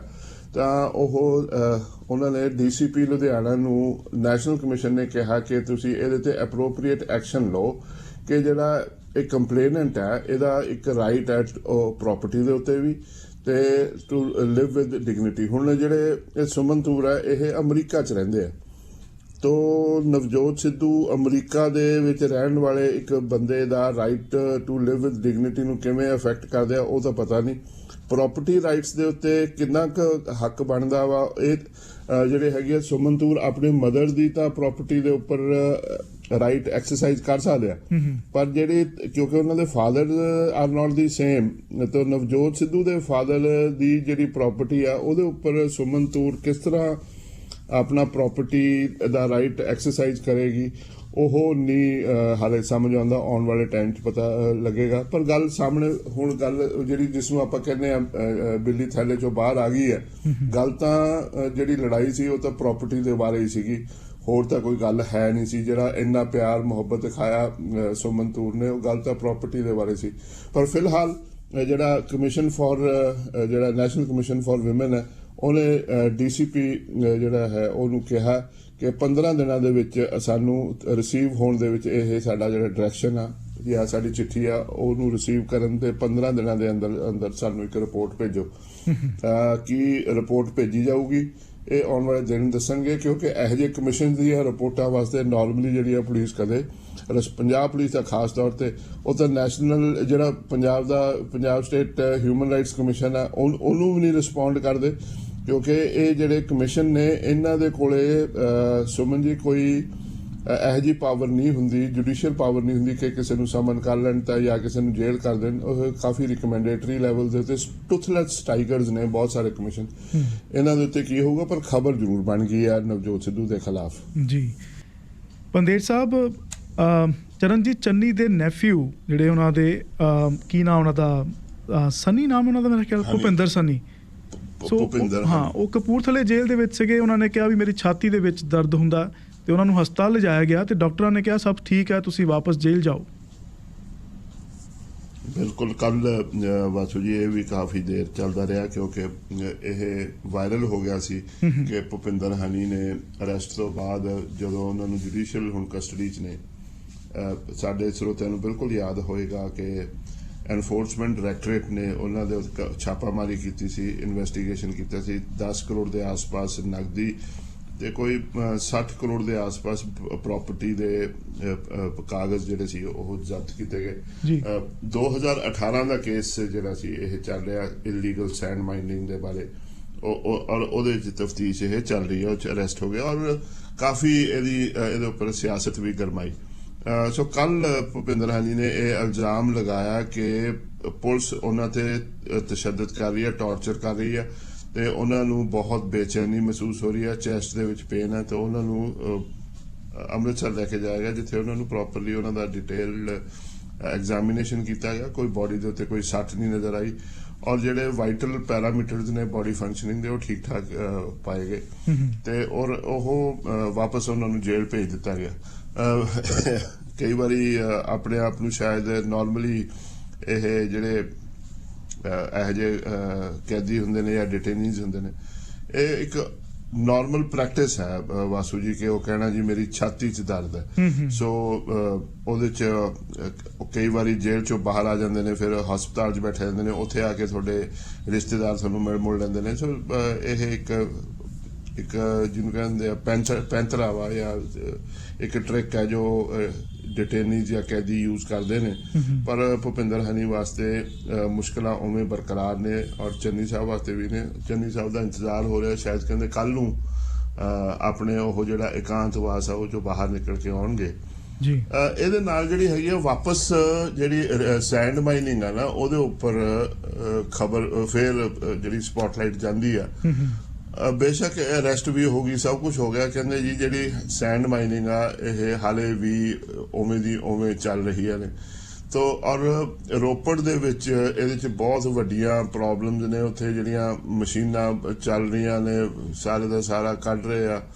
ਉੱਥੇ ਰਿਵਰ ਬੈਡ ਜਿਹੜੇ ਹੈਗੇ ਆ, ਸਵਾਨ ਇੱਕ ਨਦੀ ਜਾਂ ਛੋਟੀ ਜਿਹੀ ਹੈਗੀ ਆ, ਉਹਦੇ ਵਿੱਚ ਇਲਾਕਾ ਸੰਘਰਸ਼ ਕਮੇਟੀ ਨੇ ਇਹ ਕਿਹਾ ਕਿ ਇੱਕ ਕੋਈ ਭੱਲਾ ਵਿਲੇਜ ਹੈਗਾ ਉਹਦੇ ਨੇੜੇ ਮਸ਼ੀਨ ਚੱਲ ਰਹੀ ਸੀ ਤੇ ਉਹਦੇ ਨਾਲ ਜਿਹੜੇ ਵਾਸੂ ਜੀ ਜਿਹੜੇ ਪੁਲਾਂ ਦੇ ਜਿਹੜੀਆਂ ਪਿਲਰਸ ਨੇ ਉਹ ਐਕਸਪੋਜ਼ ਹੋ ਗਿਆ, ਉਹਨਾਂ ਦੇ ਆਸ-ਪਾਸ ਦੀ ਜਗ੍ਹਾ ਖੋਖੜੀ ਹੋ ਗਈ ਆ ਔਰ ਇਹਦੇ ਨਾਲ ਜਿਹੜੇ ਪਿਲਰ ਨੇ ਜਿਨ੍ਹਾਂ ਨੂੰ ਪੀਅਰਸ ਕਿਹਾ ਜਾਂਦਾ ਉਹਦੇ ਨਾਲ ਜਿਹੜੀ ਹੈਗੀ ਆ ਸਟਰੈਂਥ ਘਟਦੀ ਹੈ ਤੇ ਇਹਦੇ ਨਾਲ ਬਹੁਤ ਵੱਡਾ ਜਿਹੜਾ ਹਾਦਸਾ ਵੀ ਹੋ ਸਕਦਾ ਤੇ ਉਹ ਜਿਹੜਾ ਟੋਟਲ ਸਿਸਟਮ ਹੈ ਉਹ ਸਾਰਾ ਕਲੈਪਸ ਕਰ ਸਕਦਾ ਤੇ ਨਾਲ ਦੀ ਨਾਲ ਉੱਥੇ ਗੱਲ ਹੈ ਕਿ ਜਿਹੜੀਆਂ ਪਿੰਡਾਂ ਦੀਆਂ ਸੜਕਾਂ ਨੇ ਉਹਨਾਂ ਦੇ ਉੱਤੇ ਵਾਪਸ ਉਹ ਟਿੱਪਰ ਫੇਰ ਚੱਲਣੇ ਸ਼ੁਰੂ ਹੋ ਗਏ ਕਿਉਂਕਿ ਇਸ ਵੇਲੇ ਵਾਸੂ ਜੀ ਪੰਜਾਬ ਵਿੱਚ ਨਾ ਤਾਂ ਕੋਈ ਸਰਕਾਰ ਆ, ਵਾਲੀ ਵਾਰਸ ਕੋਈ ਹੈ ਨਹੀਂਗਾ, ਵੋਟਾਂ ਮਸ਼ੀਨਾਂ 'ਚ ਬੰਦ ਨੇ, ਮੁੱਖ ਮੰਤਰੀ ਇਕਾਂਤਵਾਸ 'ਚ ਨੇ, ਜਿਹੜੇ ਹੈਗੇ ਆ ਮੰਤਰੀ ਜੋਤਸ਼ੀਆਂ ਕੋਲ ਜਾ ਰਹੇ ਆ। ਸੋ ਜਿਹੜੇ ਇਹੋ ਜਿਹੇ ਇੱਕ ਉਧਰਲੇ ਪਾਸੇ ਵੀ ਖਬਰ ਆ ਰਹੀਆਂ ਸੀ ਕਿ ਜੋ ਰਾਜਾ ਵੜਿੰਗ ਨੇ ਕਈ ਪਰਮਿਟ ਕੈਂਸਲ ਕੀਤੇ ਸੀ ਉਹ ਅਫਸਰਾਂ ਨੇ ਵਾਪਸ ਰਿਜ਼ਿਊਮ ਕਰਤੇ। ਸੋ ਇੱਥੇ ਵੀ ਇਸੇ ਤਰ੍ਹਾਂ ਜਿਹੜਾ ਸੈਂਡ ਮਾਫੀਆ ਹੈਗਾ, ਜਿਹੜਾ ਰੇਤ ਮਾਫੀਆ, ਰੇਤ ਬਜਰੀ ਮਾਫੀਆ, ਉਹ ਫੇਰ ਸਰਗਰਮ ਹੈ। ਵੱਡੇ ਵੱਡੇ ਟਿੱਪਰ ਪਿੰਡਾਂ ਦੀਆਂ ਜਿਹੜੀਆਂ ਅਪਰੋਚ ਰੋਡਸ ਨੇ ਉਹਨਾਂ ਦੇ ਉੱਤੇ ਚੱਲਦੇ ਨੇ, ਜਿਹੜੀਆਂ ਅਪਰੋਚ ਰੋਡਸ ਨੇ ਉਹ ਵੀ ਟੁੱਟ ਰਹੀਆਂ ਨੇ, ਉਹਨਾਂ ਦੀ ਮੁਰੰਮਤ ਵੀ ਨਹੀਂ ਹੋ ਰਹੀ, ਨਾ ਮੁਰੰਮਤ ਹੋਣ ਦੀ ਆਸਾਰ ਨੇ ਕਿਉਂਕਿ ਕੇਂਦਰ ਸਰਕਾਰ ਨੇ ਉਹ ਜਿਹੜਾ ਰੂਰਲ ਡਿਵੈਲਪਮੈਂਟ ਫੰਡ ਦੇ ਜਿਹੜੀ ਦੇਣਾ ਸੀ ਉਹਦੇ ਪੇਮੈਂਟ ਵੀ ਰੋਕ ਦਿੱਤੀ ਹੈ ਕਿਉਂਕਿ ਪੰਜਾਬ ਸਰਕਾਰ ਨੇ ਇਹਨਾਂ ਦੇ ਪ੍ਰੋਪਰ ਖਾਤੇ ਨਹੀਂ ਸੀ ਰੱਖੇ ਹੋਏ। ਸੋ ਜਿਹੜੀਆਂ ਸਮੱਸਿਆਵਾਂ ਨੇ ਆਮ ਲੋਕਾਂ ਵਾਸਤੇ ਉਹ ਵੱਧਦੀਆਂ ਤੁਰੀਆਂ ਜਾ ਰਹੀਆਂ। ਜੀ ਬੰਦੇਰ ਸਾਹਿਬ, ਕੇਂਦਰ ਸਰਕਾਰ ਦਾ ਇੱਕ ਪ੍ਰੋਗਰਾਮ ਹੈ ਈਕੋ ਨਿਵਾਸ ਸਮਹਿਤਾ, ਇਹਦੇ ਵਾਸਤੇ 5 ਸੂਬਿਆਂ ਨੂੰ ਚੁਣਿਆ ਗਿਆ, ਉਹਦੇ 'ਚ ਪੰਜਾਬ ਵੀ ਇੱਕ ਸੂਬੇ ਵਜੋਂ ਚੁਣਿਆ ਗਿਆ। ਸੋ ਇਹ ਪ੍ਰੋਗਰਾਮ ਕੀ ਹੈ ਤੇ ਇਹਦੇ ਨਾਲ ਪੰਜਾਬ ਦੇ ਵਿੱਚ ਕੀ ਤਬਦੀਲੀ ਆ ਸਕਦੀ ਹੈ ਜੀ? ਵਾਸੂ ਜੀ ਬਿਲਕੁਲ, ਗ੍ਰੀਨ ਹਾਊਸਿਸ ਜਿਹੜੇ ਹੈਗੇ, ਜਿਹੜਾ ਤੁਸੀਂ ਇਹ ਪ੍ਰੋਗਰਾਮ ਦੀ ਗੱਲ ਦੱਸੀ ਹੈ, ਇਹਦੇ ਵਿੱਚ ਜਿਹੜੀ ਪੰਜਾਬ ਦੀ ਨੋਡਲ ਏਜੰਸੀ ਆ, ਪੰਜਾਬ ਐਨਰਜੀ ਡਿਵੈਲਪਮੈਂਟ ਏਜੰਸੀ ਉਹਨੂੰ ਕਿਹਾ ਜਾਂਦਾ, ਪੀਡਾ ਕਿਹਾ ਜਾਂਦਾ, ਉਹਨਾਂ ਨੂੰ 3 ਪ੍ਰੋਜੈਕਟ ਦੇਣ ਨੂੰ ਕਿਹਾ ਕਿ ਜਿਹੜੀ ਹੈਗੀ ਆ ਇਹਦੇ ਵਿੱਚ ਈਕੋ ਨਿਵਾਸ ਸਮਹਿਤਾ ਜਿਹੜਾ ENS ਕਿਹਾ ਜਾਂਦਾ, ਉਹਦੇ ਵਿੱਚ ਉਹਨਾਂ ਨੂੰ ਕਿਹਾ ਆਪਣੇ ਬਾਈਲਾਜ਼ ਬਣਾਏ ਜਾਣ। ਲੋਕਲ ਬਾਡੀਜ਼ ਡਿਪਾਰਟਮੈਂਟ ਨੂੰ ਵੀ ਕਿਹਾ ਗਿਆ। ਇਹਦੇ ਵਿੱਚ ਹੁਣ ਜਿਹੜੇ ਘਰ ਨੇ ਉਹਨਾਂ ਦੇ ਵਿੱਚ ਤੁਹਾਨੂੰ ਇਹ ਕਿਹਾ ਗਿਆ ਆ ਜਾਏਗਾ ਕਿ ਜਿਹੜੇ 500 ਗਜ ਦਾ ਜਿਹੜਾ ਘਰ ਹੈ ਉਹਦੇ ਉੱਤੇ 1 ਕਿਲੋਵਾਟ ਦਾ ਜਿਹੜਾ ਸੋਲਰ એનર્ਜੀ ਦਾ ਲਾਉਣਾ ਜ਼ਰੂਰੀ ਹੋ ਜਾਏਗਾ। ਇਹਦੇ ਨਾਲ ਫਿਰ ਘਰਾਂ ਦੇ ਵਿੱਚ ਜਿਹੜੀ ਲਾਈਟਿੰਗ ਹੈ, ਘਰ 'ਚ ਤੁਸੀਂ ਕਿਸ ਤਰ੍ਹਾਂ ਲਾਈਟਿੰਗ ਯੂਜ਼ ਕਰਦੇ ਹੋ, ਫਿਰ ਡਿਜ਼ਾਈਨ ਕਿਸ ਤਰ੍ਹਾਂ ਕਰਦੇ ਹੋ, ਫਿਰ ਉਹਨੂੰ ਇਨਸੂਲੇਟ ਕਿਸ ਤਰ੍ਹਾਂ ਕਰਦੇ ਹੋ, ਉਹਦੀ ਇਨਡੋਰ এনवायरमेंट ਕਿਹੋ ਜਿਹਾ ਬਣਾਉਂਦੇ ਹੋ, ਇਹ ਕੈਂਪੇਨ ਸਾਰੇ ਪੰਜਾਬ 'ਚ ਚੱਲੇਗੀ। ਇਹਦੇ ਵਾਸਤੇ ਨਵੇਂ ਘਰਾਂ ਦੇ ਵਾਸਤੇ ਤਾਂ ਚਲੋ ਹੈਗਾ ਹੀ ਹੈਗਾ, ਜਿਹੜੇ ਪੁਰਾਣੇ ਘਰ ਆ ਉਹਨਾਂ ਵਾਸਤੇ ਵੀ ਸ਼ਾਇਦ ਫੰਡਸ ਅਵੇਲੇਬਲ ਕੀਤੇ ਜਾਣਗੇ। ਇਹਦੇ ਵਿੱਚ ਜਿਹੜੇ ਸਸਤੇ ਦਰਾਂ ਤੇ ਤੁਹਾਨੂੰ ਲੋਨ ਵੀ ਮਿਲਣਗੇ। ਬਹੁਤ ਸਾਰੀ ਜਿਹੜੀ ਇਹ ਹੈਗੀ ਆ ਇਹਦੇ ਵਿੱਚ ਤੁਹਾਨੂੰ ਇਨਸੈਂਟਿਵ ਦਿੱਤੇ ਜਾਣਗੇ, ਗ੍ਰੀਨ ਰੇਟਿੰਗਸ ਹੋਣਗੀਆਂ, ਜਿਹੜੇ ਹੈਬਿਟੈਟ ਇੰਟੈਗ੍ਰੇਟਿਡ ਹੈਬਿਟੈਟ ਅਸੈਸਮੈਂਟ ਹੋਏਗੀ, ਫਿਰ ਜੀ ਲੀਡਰਸ਼ਿਪ ਇਨ ਐਨਰਜੀ ਤੇ environment design, Indian green building council, ਸਾਰੀਆਂ ਇਹਦੇ ਵਿੱਚ ਤੁਹਾਨੂੰ ਰੇਟਿੰਗਸ ਦੇਣਗੇ। ਤਾਂ ਕੋਸ਼ਿਸ਼ ਇਹ ਹੈ ਕਿ ਜੀ ਜ਼ੀਰੋ એનર્ਜੀ ਬਿਲਡਿੰਗਸ ਜਿਹੜੀਆਂ ਸਪੈਸ਼ਲੀ ਵੱਡੀਆਂ ਮਲਟੀ ਸਟੋਰੀਡ ਜਾਂ ਸਰਕਾਰੀ ਬਿਲਡਿੰਗਸ ਨੇ, ਇਹਨਾਂ ਨੂੰ ਜ਼ੀਰੋ એનર્ਜੀ ਬਿਲਡਿੰਗਸ ਤੱਕ ਬਣਾਇਆ ਜਾਵੇ। ਔਰ ਇਹਦੇ ਵਿੱਚ ਬਹੁਤ ਸਾਰੇ ਜਿਸ ਤਰ੍ਹਾਂ ਇੰਡੀਅਨ ਬਿਜ਼ਨਸ ਸਕੂਲ ਆ ISB, ਔਰ ਫਿਰ ਜਿਹੜੇ ਆਪਣੇ OPDs ਨੇ ਜਿਸ ਤਰ੍ਹਾਂ ਔਰ ਵਗੈਰਾ, ਉਹ ਸਾਹਮਣੇ ਔਰ ਉਹਨਾਂ ਨੂੰ ਇਨਕਲੂਡ ਕਰਤਾ ਜਾਊਗਾ। ਪਾਇਲਟ ਪ੍ਰੋਜੈਕਟ ਚਲਾਏ ਜਾਣਗੇ। ਇੱਕ ਲੈਵਲ ਦੇ ਉੱਤੇ ਬਹੁਤ ਜਿਹੜਾ ਸ਼ਲਾਘਾਯੋਗ ਕਦਮ ਹੈ, ਜਿਹੜੀ ਅਸੀਂ ਭਾਰਤ ਸਪੈਸ਼ਲੀ ਪੰਜਾਬ ਦੇ ਵਿੱਚ ਕਿਹਾ ਜਾਂਦਾ 365 ਦਿਨਾਂ ਦੇ ਵਿੱਚੋਂ ਆਲਮੋਸਟ 320 ਦਿਨ ਸਨਲਾਈਟ ਡੇਜ਼ ਹੁੰਦੇ ਨੇ, ਬਹੁਤ ਵਧੀਆ ਸੂਰਜ ਚਮਕਦਾ, ਜਿਹਦਾ ਕੈਪੈਸਿਟੀ ਜਿਹੜੀ ਸੋਲਰ ਜਨਰੇਸ਼ਨ ਦੀ ਜਿਹੜੀ ਹੈਗੀ ਆ ਉਹ ਕਾਫੀ ਅੱਛੀ ਆ, ਉਹਦੇ ਪ੍ਰੋਸਪੈਕਟਸ ਬੜੇ ਅੱਛੇ ਨੇ। ਜੇ ਆਈ ਥਿੰਕ ਇਹਨੂੰ ਪ੍ਰਮੋਟ ਕੀਤਾ ਜਾਵੇ। ਵਾਸੂ ਜੀ, ਮੇਰੇ ਜਿੱਥੇ ਮੈਂ ਰਹਿਣਾ ਇਹਦੇ ਆਸ-ਪਾਸ ਵੀ ਸਾਡੇ ਕਾਫੀ ਲੋਕਾਂ ਨੇ ਸੋਲਰ ਪੈਨਲਸ ਲਗਾ ਰਹੇ। ਸਾਡੇ ਪਰਿਵਾਰ 'ਚ ਵੀ ਇਹ ਗੱਲ ਹੋ ਰਹੀ ਹੈ ਕਿ ਸੋਲਰ ਪੈਨਲ ਲਾਏ ਜਾਣੇ ਚਾਹੀਦੇ ਆ। ਸੋ ਇਹਨੂੰ ਕਾਫੀ ਜਿਹੜੀ ਹੈਗੀ ਆ ਇਹ ਪਪੂਲਰ ਹੁੰਦੀ ਜਾ ਰਹੀ ਹੈ। ਔਰ ਜੇ ਕਿਉਂਕਿ ਕੇਂਦਰ ਸਰਕਾਰ ਨੇ ਹੁਣ ਇਹ ਪ੍ਰਮੋਟ ਕੀਤਾ ਪੰਜਾਬ ਸਰਕਾਰ ਵਾਸਤੇ, ਆਈ ਥਿੰਕ ਇੱਕ ਅੱਛਾ ਸਟੈਪ ਹੈ। ਸੋ ਇਹ ਗੱਲ ਠੀਕ ਹੈ ਜੀ ਕਿ ਹੁਣ ਇਸ ਵੇਲੇ ਜਿਹੜਾ ਕੋਈ 500 ਸਕੁਆਇਰ ਮੀਟਰਸ ਤੋਂ ਕੋਈ ਵੱਡਾ ਰੈਜ਼ੀਡੈਂਸ਼ੀਅਲ ਪਲਾਟ ਹੈ, ਉਹਦੇ ਉੱਤੇ 1 ਕਿਲੋਵਾਟ ਸੋਲਰ એનર્ਜੀ ਪੈਨਲ ਲਗਾਉਣਾ ਲਾਜ਼ਮੀ ਹੈ, ਮੈਂਡੇਟਰੀ ਹੈ? ਹਾਲੇ ਨਹੀਂ ਹੋਇਆ ਜੀ। ਇਹ ਪ੍ਰਪੋਜ਼ਲਸ ਇਸ ਨੇ ਪ੍ਰੋਗਰਾਮ ਤਹਿਤ ਕੀਤਾ ਜਾਏਗਾ। ਆਪਣੇ ਹਾਂਜੀ, ਤੇ ਚੰਡੀਗੜ੍ਹ ਦੇ ਵਿੱਚ ਤਾਂ ਆਲਰੇਡੀ ਇੰਪਲੀਮੈਂਟ ਹੋ ਚੁੱਕਿਆ ਜੀ। ਇਹ ਉੱਥੇ ਕਹਿਣਾ ਸ਼ੁਰੂ ਕਰਤਾ। ਬੇਸ਼ੱਕ ਉੱਥੇ ਉਹਦੀ ਜਿਹੜੀਆਂ ਡੈਡਲਾਈਨਸ ਨੇ ਉਹ ਐਕਸਟੈਂਡ ਕਰ ਦਿੱਤੀਆਂ ਜਾਂਦੀਆਂ ਨੇ, ਪਰ ਉੱਥੇ ਤਾਂ ਉਹਨਾਂ ਨੇ ਕਹਿ ਦਿੱਤਾ ਵੀ ਇਹ ਲਾਉਣੇ ਹੁਣ ਸੋਲਰ ਪੈਨਲਸ ਨੇ। ਕੁਝ ਜਿਹੜੀ ਆਪਣੀ ਤੁਸੀਂ ਰਿਕੁਆਇਰਮੈਂਟ ਹੈ ਉਹ ਤੁਸੀਂ ਆਪ ਜਨਰੇਟ ਕਰੋ, ਤੇ ਜਿਹੜਾ ਲੋਡ ਹੈ ਗ੍ਰਿਡ ਦੇ ਉੱਤੇ ਉਹ ਘਟੇ। ਇਹਦੇ ਨਾਲ ਪੰਜਾਬ ਦੇ ਮੇਰੇ ਇੱਕ ਗੁਆਂਢੀ ਨੇ ਉਹਨਾਂ ਨੇ ਕੀਤਾ ਜੀ, ਉਹਨਾਂ ਨੇ ਸਾਰੀ ਆਪਣੀ ਜਿਹੜੀ ਰਿਕੁਆਇਰਮੈਂਟ ਹੈ ਉਹ ਸੋਲਰ ਪੈਨਲ ਤੇ ਕਰਦੇ, ਤੇ ਥੋੜੀ ਜਿਹੀ ਵੇਚਦੇ ਵੀ ਨੇ ਇਲੈਕਟ੍ਰਿਸਿਟੀ ਬੋਰਡ ਨੂੰ, ਉਹਨਾਂ ਦੀ ਬਚ ਜਾਂਦੀ ਹੈ। ਤੇ ਉਹ ਹੱਸ ਰਹੇ ਸੀ, ਕਹਿੰਦੇ ਮੇਰੇ ਨਾਲ ਤਾਂ ਨੁਕਸਾਨ ਇਹ ਹੋ ਗਿਆ ਕਿ ਗਰਮੀਆਂ 'ਚ ਸਾਰੇ ਘਰ ਦੇ ਏਸੀ ਉਹ ਚੱਲੀ ਜਾਂਦੇ ਨੇ, ਕਿਸੇ ਨੂੰ ਕਹਿੰਦੇ ਏਸੀ ਕੋਈ ਬੰਦ ਹੀ ਨਹੀਂ ਕਰਦਾ, ਜਵਾਕਾਂ ਦੀਆਂ ਮੌਜਾਂ ਲੱਗੀਆਂ ਏਸੀ, ਫਿਰ ਬਾਹਰ ਜਾ ਕੇ ਗਰਮੀ ਲੱਗਦੀ ਹੈ, ਘਰੋਂ ਵੀ ਨਹੀਂ ਬਾਹਰ ਨਿਕਲਦੇ। ਕਹਿੰਦੇ ਚਲੋ ਇਹੋ ਜਿਹੀ ਗੱਲ ਵੀ ਨਾਲ ਹੋ ਰਹੀ ਹੈ ਜੀ। ਪਰ ਇਹ ਵੈਸੇ ਇਹ ਜਿਹੜੇ ਸੋਲਰ ਪੈਨਲ ਹੁਣ ਉਹ ਸਸਤੇ ਹੋਏ ਨੇ, ਮਤਲਬ ਇਹ ਵਾਇਬਲ ਨੇ ਕਿ ਬਹੁਤ ਮਹਿੰਗਾ ਪੈਂਦਾ ਹੈ ਸੌਦਾ? ਨਹੀਂ, ਇਹਦੇ ਚ ਸਬਸਿਡੀਜ਼ ਦਾ ਹੁਣ ਕਿਉਂਕਿ ਜਿਹੜਾ ਪ੍ਰੋਗਰਾਮ ਆਏਗਾ ਇਹ ਸਾਰੇ ਦਾ ਸਾਰਾ ਇਹਦੇ ਵਿੱਚ ਹੁਣ ਸਬਸਿਡੀਜ਼ ਵੀ ਪ੍ਰੋਵਾਈਡ ਹੋਣਗੀਆਂ। ਇਹਦੇ ਵਿੱਚ ਹੋਰ ਵੀ ਸਿਸਟਮਸ ਨੇ, ਤੁਹਾਨੂੰ ਕੰਪੀਟੀਸ਼ਨ ਬੜਾ ਵਾ। ਕੁਛ ਤਾਂ ਤੁਹਾਨੂੰ ਜਿਹੜੀ ਹੈਗੀ ਆ ਪੀਡਾ ਦੇ ਆਥੋਰਾਈਜ਼ਡ ਜਿਹੜੇ ਹੈਗੇ ਉਹਨਾਂ 'ਚ ਸਬਸਿਡੀ ਮਿਲਦੀ ਆ, ਹੈ ਤਾਂ ਮਹਿੰਗੇ ਹਾਲੇ। ਇਹਨਾਂ ਨੂੰ ਕੋਸ਼ਿਸ਼ ਇਹ ਹੈ ਕਿ ਮੈਂ ਜਦੋਂ ਇਲੈਕਸ਼ਨ ਦੇ ਦੌਰਾਨ ਇਹ ਗੱਲ ਕਰ ਰਿਹਾ ਸੀ, ਈਵਨ ਕੈਪਟਨ ਅਮਰਿੰਦਰ ਸਿੰਘ ਉਸ ਤੋਂ ਪਹਿਲਾਂ ਗੱਲ ਕਰ ਰਹੇ ਸੀ ਕਿ ਅਸੀਂ ਇਹ ਕਰਨੀ ਹੈ। ਮੇਰੀ ਇੱਕ ਮੁਲਾਕਾਤ ਇਲੈਕਸ਼ਨ ਤੋਂ ਪਹਿਲਾਂ ਸੁਖਬੀਰ ਬਾਦਲ ਉਹਨਾਂ ਨਾਲ ਵੀ ਹੋਈ ਸੀ, ਤੇ ਉਹਨਾਂ ਨੇ ਇਹ ਇੱਥੇ ਤੱਕ ਵੀ ਕਿਹਾ ਸੀ ਕਿ ਅਸੀਂ ਵੀ ਸਟੇਟ ਲੈਵਲ ਦੇ ਉੱਤੇ ਇਹਦੇ ਉੱਪਰ ਟੈਕਸ ਘਟਾ ਦੇਵਾਂਗੇ, ਤਾਂ ਕਿ ਜਿਹੜੇ ਜਿਸ ਤਰ੍ਹਾਂ ਟਿਊਬਵੈਲਸ ਨੇ ਹੁਣ ਫ੍ਰੀ ਬਿਜਲੀ ਦੇ ਰਹੀ ਹੈ ਸਰਕਾਰ, ਉਹ ਕਹਿੰਦੇ ਜੀ ਅਸੀਂ ਫ੍ਰੀ ਬਿਜਲੀ ਇਸ ਤਰ੍ਹਾਂ ਦੇਵਾਂਗੇ ਕਿ ਅਸੀਂ ਜਿਹੜੇ ਟਿਊਬਵੈਲ ਨੇ ਉਹ ਸੋਲਰ ਪੈਨਲ ਤੇ ਕਰ ਦਿਆਂਗੇ। ਤੇ ਔਰ ਇਹਦੇ ਨਾਲ ਕਿਸਾਨਾਂ ਨੂੰ ਬੜਾ ਫਾਇਦਾ ਵਾ ਕਿ ਉਹ ਰਾਤ ਦਾ ਬਿਜਲੀ ਸਪਲਾਈ ਨੂੰ ਇੰਤਜ਼ਾਰ ਕਰਨ ਦੀ ਬਜਾਏ ਤੇ ਉਹ ਦਿਨੇ ਵੀ ਆਪਣੇ ਖੇਤਾਂ ਨੂੰ ਪਾਣੀ ਲਾ ਸਕਦੇ। ਦੂਸਰੇ ਪਾਸੇ ਉਹਨਾਂ ਨੇ ਸੁਖਬੀਰ ਬਾਦਲ ਦਾ ਇਹ ਕਹਿਣਾ ਸੀ ਕਿ ਬਹੁਤ ਸਾਰੀ ਜਿਹੜੀ ਸਟਰੀਟ ਲਾਈਟਿੰਗ ਜਿਹੜੀ ਹੈਗੀ ਆ ਸ਼ਹਿਰਾਂ ਦੀ, ਉਹਨੂੰ ਵੀ ਸੋਲਰ ਪੈਨਲ ਤੇ ਹੀ ਸੋਲਰ એનર્ਜੀ ਤੇ ਕਰ ਦਿਆਂਗੇ। ਤੇ ਇਹ ਸੀਗਾ ਕਿ ਸੁਖਬੀਰ ਬਾਦਲ ਦਾ ਇਹ ਵੀ ਜੇ ਅਕਾਲੀ ਦਲ ਦੀ ਸਰਕਾਰ ਆਉਂਦੀ ਹੈ ਤੇ ਅਸੀਂ 5 ਸਾਲਾਂ ਦੇ ਵਿੱਚ ਜਿਹੜੀ 40% ਉਹਨਾਂ ਦੇ ਟਾਰਗੇਟ ਆਪਣਾ ਦਿੱਤਾ ਸੀ ਕਿ 40% ਜਿਹੜੀ એનર્ਜੀ ਕੰਜ਼ੰਪਸ਼ਨ ਇਸ ਵੇਲੇ ਪੰਜਾਬ 'ਚ ਹੋ ਰਹੀ ਆ ਉਹਨੂੰ ਅਸੀਂ ਸੋਲਰ ਪੈਨਲ ਤੇ ਲਿਆਵਾਂਗੇ। ਇਹਦੇ 'ਚ ਵਾਸੂ ਜੀ ਇੱਕ ਹੋਰ ਵੀ ਸਕੀਮ ਪਹਿਲਾਂ ਵੀ ਤੋਂ ਹੀ ਚੱਲ ਰਹੀ ਆ, ਪੰਜਾਬ 'ਚ ਵੀ ਚੱਲ ਰਹੀ ਆ, ਹੋਰ ਦੇਸ਼ 'ਚ ਵੀ ਚੱਲ ਰਹੀ ਆ। ਉਹ ਤੁਹਾਨੂੰ ਸੋਲਰ ਪੈਨਲ ਦੇ ਤੁਸੀਂ ਫਾਰਮ ਲਾ ਸਕਦੇ ਹੋ ਕਿ ਜਿੱਥੇ ਬੰਜਰ ਜ਼ਮੀਨ ਹੈ ਉੱਥੇ ਤੁਸੀਂ ਵੱਡੇ ਬਹੁਤ ਸਾਰੇ ਸੋਲਰ ਪੈਨਲਸ ਲਗਾ ਦਿਓ, ਤੇ ਉੱਥੋਂ ਫਿਰ ਕਈ ਤਾਂ 5 ਜਾਂ 10 ਮੈਗਾਵਾਟ ਦੇ ਵੀ ਪਲਾਂਟ ਹੈਗੇ। ਸੋ ਕਾਫੀ ਸਟੈਪਸ ਲਏ ਜਾ ਰਹੇ ਨੇ ਪੰਜਾਬ ਔਰ ਭਾਰਤ ਦੇ ਵਿੱਚ ਰੀਨਿਊਏਬਲ એનર્ਜੀ ਜਿਹੜੀ ਹੈਗੀ ਆ ਜਾਂ ਨਾਨ ਕਨਵੈਨਸ਼ਨਲ એનર્ਜੀ ਸੋਰਸਿਸ ਦੇ ਵਾਸਤੇ। ਜੀ ਪੰਦੇਰ ਸਾਹਿਬ, ਨਰਿੰਦਰ ਮੋਦੀ, ਮਾਇਆਵਤੀ ਤੇ ਮਮਤਾ ਬੈਨਰਜੀ, ਇਹਨਾਂ ਨੇ ਆਪਸ ਵਿੱਚ ਇੱਕ ਦੂਜੇ ਤੇ ਬੜੇ ਤਿੱਖੇ ਹਮਲੇ ਕੀਤੇ ਨੇ, ਕੀ ਕਿਹਾ ਜੀ ਇਹਨਾਂ ਨੇ? ਬਸ ਜੀ ਆਖਰੀ ਜਿਹੜਾ ਫੇਜ਼ ਆ 7ਵਾਂ ਫੇਜ਼ ਯੂਪੀ ਦਾ, ਉਹ ਚੋਣਾਂ ਦੇ ਵਿੱਚ ਇਸ ਵੇਲੇ ਉਹਦਾ ਪ੍ਰਚਾਰ ਜਾਰੀ ਹੈ। ਪਰ ਕੱਲ ਜਿਹੜਾ ਸੀਗਾ ਜੀ 6ਵੇਂ ਫੇਜ਼ ਵਾਸਤੇ ਵੋਟਾਂ ਪੈ ਰਹੀਆਂ ਸੀ। ਵਾਰਾਣਸੀ ਕੇਂਦਰ ਬਣਿਆ ਸੀ। ਵਾਰਾਣਸੀ ਦੇ ਵਿੱਚ ਅਸੀਂ ਕੱਲ ਵੀ ਆਪਣੇ ਸਰੋਤਿਆਂ ਨਾਲ ਸਾਂਝੀ ਕੀਤੀ ਸੀ ਕਿ ਨਰਿੰਦਰ ਮੋਦੀ 3 ਦਿਨਾਂ ਵਾਸਤੇ ਉੱਥੇ ਡੇਰਾ ਪਾ ਕੇ ਬੈਠਣਗੇ। ਪਰ ਇਸ ਤੋਂ ਪਹਿਲਾਂ ਦੱਸਦੇ ਹਾਂ ਜਿਹੜਾ 6ਵਾਂ ਫੇਜ਼ ਸੀ, ਇੰਨੀ ਤਿੱਖੇ ਜਿਹੜੇ ਸੀ ਹਮਲਿਆਂ ਦੇ ਬਾਵਜੂਦ, ਇੰਨੀ ਵੱਡੀ ਜਿਹੜੀ ਸੀ ਪੋਲਿਟਿਕਸ ਦਾ ਪ੍ਰਚਾਰ ਹੋਣਾ, ਉਸ ਦੇ ਬਾਵਜੂਦ ਵੀ ਜਿਹੜਾ ਇਹ 6ਵਾਂ ਸੀ, ਸ਼ਾਇਦ ਇਹਦੇ 'ਚ 60-62 ਸੀਟਾਂ ਦੀਆਂ ਵੋਟਾਂ ਪਈਆਂ ਨੇ। ਉਹਦੇ 'ਚ ਸਿਰਫ 55.5% ਦੇ ਆਸ-ਪਾਸ ਵੋਟਾਂ ਪਈਆਂ ਨੇ। ਬਹੁਤ ਲੋ ਟਰਨ ਆਊਟ ਆ ਮੇਰੇ ਹਿਸਾਬ ਦੇ ਨਾਲ, ਲੋਕੀ ਦੂਰ ਰਹਿ ਰਹੇ ਆ।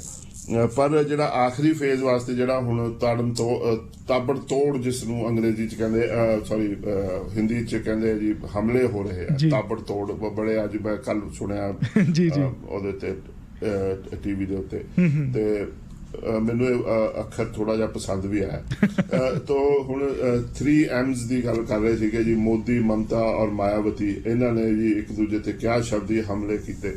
ਤੇ ਨਰਿੰਦਰ ਮੋਦੀ ਨੇ ਤਾਂ ਸਿੱਧਾ ਕਿਹਾ ਕਿ ਜੀ ਜਿਹੜਾ ਗੱਠਜੋੜ ਆ ਰਾਸ਼ਟਰੀ ਲੋਕ ਦਲ ਦਾ ਤੇ ਸਮਾਜਵਾਦੀ ਪਾਰਟੀ ਦਾ, ਉਹ ਮਿਲਾਵਟੀ ਆ, ਔਰ ਇਹ ਜਿਹੜਾ ਹੈ ਮਾਫੀਆ ਦੇ ਨਾਲ ਇਹਨਾਂ ਦੇ ਹੱਥ ਜੁੜੇ ਹੋਏ ਨੇ। ਅਸਲੀ ਅਲਾਇੰਸ ਇਹਨਾਂ ਦਾ ਮਾਫੀਆ ਦੇ ਨਾਲ ਹੈ, ਲੋਕ ਹਿੱਤ ਇਹਨਾਂ ਦਾ ਮਾਮਲਾ ਨਹੀਂ ਹੈ।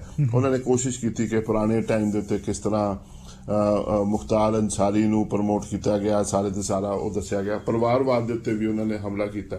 ਉਹਨਾਂ ਨੇ ਕਿਹਾ ਕਿ ਯੂਪੀ ਦੇ ਜਿਹੜੇ ਲੋਕ ਨੇ ਇਸ ਜਿਹੜਾ ਮਿਲਾਵਟੀ ਅਲਾਇੰਸ ਹੈ ਤੋਂ ਕਾਫੀ ਦੁਖੀ ਨੇ ਔਰ ਇਤਿਹਾਸ ਰਚਣ ਜਾ ਰਹੇ ਆ। 10 ਤਰੀਕ ਨੂੰ ਇਹ ਸਪਸ਼ਟ ਹੋ ਜਾਏਗਾ।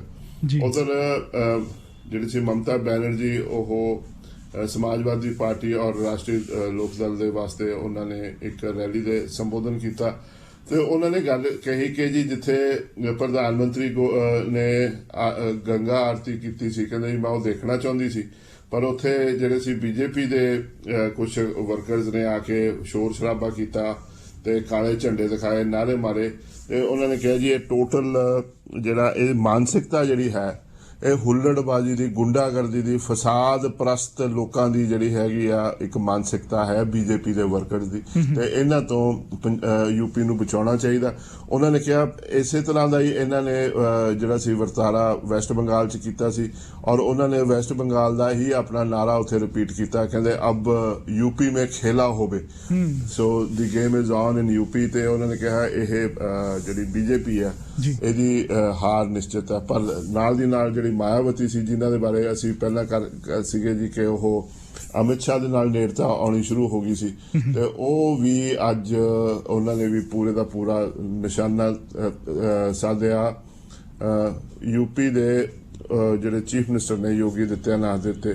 ਤੇ ਉਹਨਾਂ ਨੇ ਕਿਹਾ ਕਿ ਇਹ ਸਰਕਾਰ ਜਿਹੜੀ ਹੈ ਦਲਿਤਾਂ ਦੇ ਖਿਲਾਫ ਕੰਮ ਕਰਦੀ ਆ, ਕਿਉਂਕਿ ਯੋਗੀ ਆਦਿੱਤਿਆਨਾਥ ਦੀ ਜਿਹੜੀ ਪਿੱਛੇ ਜੇ ਇੱਕ ਸਟੇਟਮੈਂਟ ਸੀ ਕਿ ਮੈਂ ਜਿਹੜਾ ਸੀਗਾ ਮੈਂ ਆਮ ਪ੍ਰਾਊਡ ਟੂ ਬੀ ਮੈਂ ਗਰਵ ਕਰਦਾ ਕਿ ਮੈਂ ਇੱਕ ਰਾਜਪੂਤ ਹਾਂ, ਉਸ ਦੇ ਉੱਤੇ ਵੀ ਕਟਾਕਸ਼ ਕੀਤਾ ਤੇ ਫਿਰ ਕਿਹਾ ਕਿ ਹੁਣ ਟਾਈਮ ਆ ਗਿਆ ਕਿ ਯੋਗੀ ਆਦਿੱਤਿਆਨਾਥ ਨੂੰ ਵਾਪਸ ਉਹਨਾਂ ਦੇ ਮੱਠ ਭੇਜਿਆ ਜਾਵੇ, ਉਹ ਜਿਹੜਾ ਗੋਰਖਪੁਰ ਦੇ ਵਿੱਚ ਹੈਗਾ, ਤੇ ਉਹਨੂੰ ਲਾ ਕੇ ਘਰੇ ਭੇਜਿਆ ਤੇ ਲੋਕਾਂ ਦਾ ਜਿਹੜਾ ਦਲਿਤ ਸਮਾਜ ਦਾ ਵਾਪਸ ਜਿਹੜਾ ਹੈਗਾ ਇੱਥੇ ਭਾਈਵਾਲੀ ਹੋਣੀ ਚਾਹੀਦੀ ਹੈ ਸਰਕਾਰ ਦੇ ਵਿੱਚ, ਜੋ ਬੀਜੇਪੀ ਦੀ ਸਰਕਾਰ ਵੇਲੇ ਅਣਦੇਖੀ ਕੀਤੀ ਗਈ। ਔਰ ਉਹਨਾਂ ਨੇ ਇਹ ਵੀ ਕਿਹਾ ਕਿ ਬਹੁਤ ਸਾਰੇ ਬੀਜੇਪੀ ਦੇ ਜਿਹੜੇ ਦਲਿਤ ਔਰ ਬੈਕਵਰਡ ਸਮਾਜ ਦੇ ਲੋਕ ਸੀ ਉਹ ਛੱਡ ਕੇ ਵੀ ਗਏ ਆ। ਇਹ ਇਸ ਗੱਲ ਦੀ ਪੁਸ਼ਟੀ ਹੈ ਕਿ ਬੀਜੇਪੀ ਜਿਹੜੀ ਹੈ ਉਹ ਦਲਿਤ ਜਾਂ ਪਿਛੜੇ ਵਰਗਾਂ ਦੇ ਜਿਹੜੀ ਹੈ ਉਹਨਾਂ ਦੀ ਦੁਸ਼ਮਣ ਜਮਾਤ। ਜੀ ਬੰਦੇਰ ਸਾਹਿਬ, ਤੁਹਾਡੇ ਸ਼ਹਿਰ ਦੇ ਵਿੱਚ ਇਸ ਵੇਲੇ ਇੱਕ ਟੈਸਟ ਮੈਚ ਖੇਡਿਆ ਜਾ ਰਿਹਾ ਭਾਰਤ ਤੇ ਸ਼੍ਰੀਲੰਕਾ ਵਿਚਕਾਰ। ਭਾਰਤ ਬੱਲੇਬਾਜ਼ੀ ਕਰ ਰਿਹਾ ਇਸ ਵੇਲੇ। ਸਾਰਿਆਂ ਦੀਆਂ ਨਿਗਾਹਾਂ ਵਿਰਾਟ ਕੋਹਲੀ ਤੇ ਨੇ। ਵਿਰਾਟ ਕੋਹਲੀ ਦਾ 100ਵਾਂ ਟੈਸਟ ਮੈਚ ਹੈ ਤੇ ਸਾਰੇ ਉਹਨਾਂ ਦੇ ਫੈਨਸ ਨੂੰ ਉਮੀਦ ਹੈ ਕਿ ਉਹ ਇਸ ਟੈਸਟ ਮੈਚ ਦੇ ਵਿੱਚ ਤਾਬੜਤੋੜ ਬੱਲੇਬਾਜ਼ੀ ਕਰਨਗੇ। ਬਿਲਕੁਲ, ਸਰੋਤਿਆਂ ਦੀ ਥੋੜੀ ਜਿਹੀ ਦਿਲਚਸਪੀ ਵੀ ਹੋ ਸਕਦੀ ਹੈ ਕਿ ਜੇ ਮੈਂ ਆਪਣੇ ਘਰ ਦੇ ਗੇਟ ਤੇ ਖੜਾ ਹੋਵਾਂ ਤਾਂ ਇਹ ਮੈਚ ਦੀ ਜਦੋਂ ਚੌਕਾ ਜਾਂ ਛਿੱਕਾ ਜਾਂ ਵਿਕਟ ਗਿਰਦੀ ਆ ਉਹਦੀ ਜਿਹੜੀ ਚੀਅਰਸ ਹੁੰਦੇ ਆ ਉਹ ਮੇਰੇ ਘਰ ਤੋਂ ਸੁਣਾਈ ਦਿੰਦੇ ਆ, ਨਾਲ ਹੀ ਆ ਸਾਡੇ ਸਟੇਡੀਅਮ। ਨਾਰਮਲੀ ਤਾਂ ਸਾਨੂੰ ਬੜੀ ਦਿੱਕਤ ਹੁੰਦੀ ਹੈ ਕਿਉਂਕਿ ਬਹੁਤ ਸਾਰੀਆਂ ਟ੍ਰੈਫਿਕ ਰਿਸਟ੍ਰਿਕਸ਼ਨ ਹੁੰਦੀਆਂ, ਮਾਰਕੀਟ ਤੱਕ ਜਾਣਾ ਮੁਸ਼ਕਲ ਹੁੰਦਾ, ਜਿਹੜੀ ਪਾਰਕਿੰਗ ਹੁੰਦੀ ਆ ਉਹ ਇਹਨਾਂ ਦੇ ਜਿਹੜੇ ਫੈਨਸ ਹੁੰਦੇ ਨੇ ਉਹਨਾਂ ਵਾਸਤੇ ਰਿਸਟ੍ਰਿਕਟ ਹੋ ਜਾਂਦੀਆਂ ਨੇ, ਬਹੁਤ ਪ੍ਰੋਬਲਮਸ ਆਉਂਦੀਆਂ ਨੇ। ਪਰ ਅਗੇਨ ਮੈਂ ਆਪ ਖੁਦ ਸਕੂਲ ਕਾਲਜ ਦੇ ਵਿੱਚ ਇੱਕ ਕ੍ਰਿਕਟ ਪਲੇਅਰ ਰਿਹਾ ਤੇ ਮੈਨੂੰ ਕ੍ਰਿਕਟ ਬਹੁਤ ਸਾਰੇ ਲੋਕਾਂ ਨੂੰ ਭਾਰਤ ਦੇ ਵਿੱਚ ਕ੍ਰਿਕਟ ਦੇ ਜਿਹੜੇ ਹੈਗੇ ਔਰ ਉਹਨਾਂ ਚੋਂ ਬੜੀ ਵੱਡੀ ਤਾਦਾਦ ਕੈਨੇਡਾ 'ਚ ਜਾ ਚੁੱਕੀ ਹੈ ਔਰ ਉਹ ਕ੍ਰਿਕਟ ਨੂੰ ਪਸੰਦ ਨਹੀਂ ਕਰਦੇ, ਪਰ ਜਿਹੜੇ ਪਸੰਦ ਕਰਦੇ ਨੇ ਉਹਨਾਂ ਨੂੰ ਬਹੁਤ ਚੰਗੀ ਗੇਮ ਲੱਗਦੀ ਹੈ। ਵਿਰਾਟ ਕੋਹਲੀ ਅੱਜ ਕੱਲ ਇੱਕ ਸੈਲੀਬ੍ਰਿਟੀ, ਇਕੱਲਾ ਸਿਰਫ ਭਾਰਤ 'ਚ ਨਹੀਂ ਵਰਲਡ ਓਵਰ ਇੱਕ ਸੈਲੀਬ੍ਰਿਟੀ ਸਟੇਟਸ ਦਾ ਇੱਕ ਕ੍ਰਿਕਟ ਪਲੇਅਰ ਹੈ। ਉੱਪਰਲੇ ਜਿਹੜੇ ਬੈਟਸਮੈਨ ਨੇ ਉਹਨਾਂ 'ਚ ਉਹਦੀ ਸ਼ਮੂਲੀਅਤ ਹੁੰਦੀ ਹੈ। 33 ਸਾਲ ਦਾ ਜਵਾਨ ਹੈ, ਬੜੇ ਅਗਰੈਸਿਵ ਕ੍ਰਿਕਟ ਖੇਡਦੇ ਆ।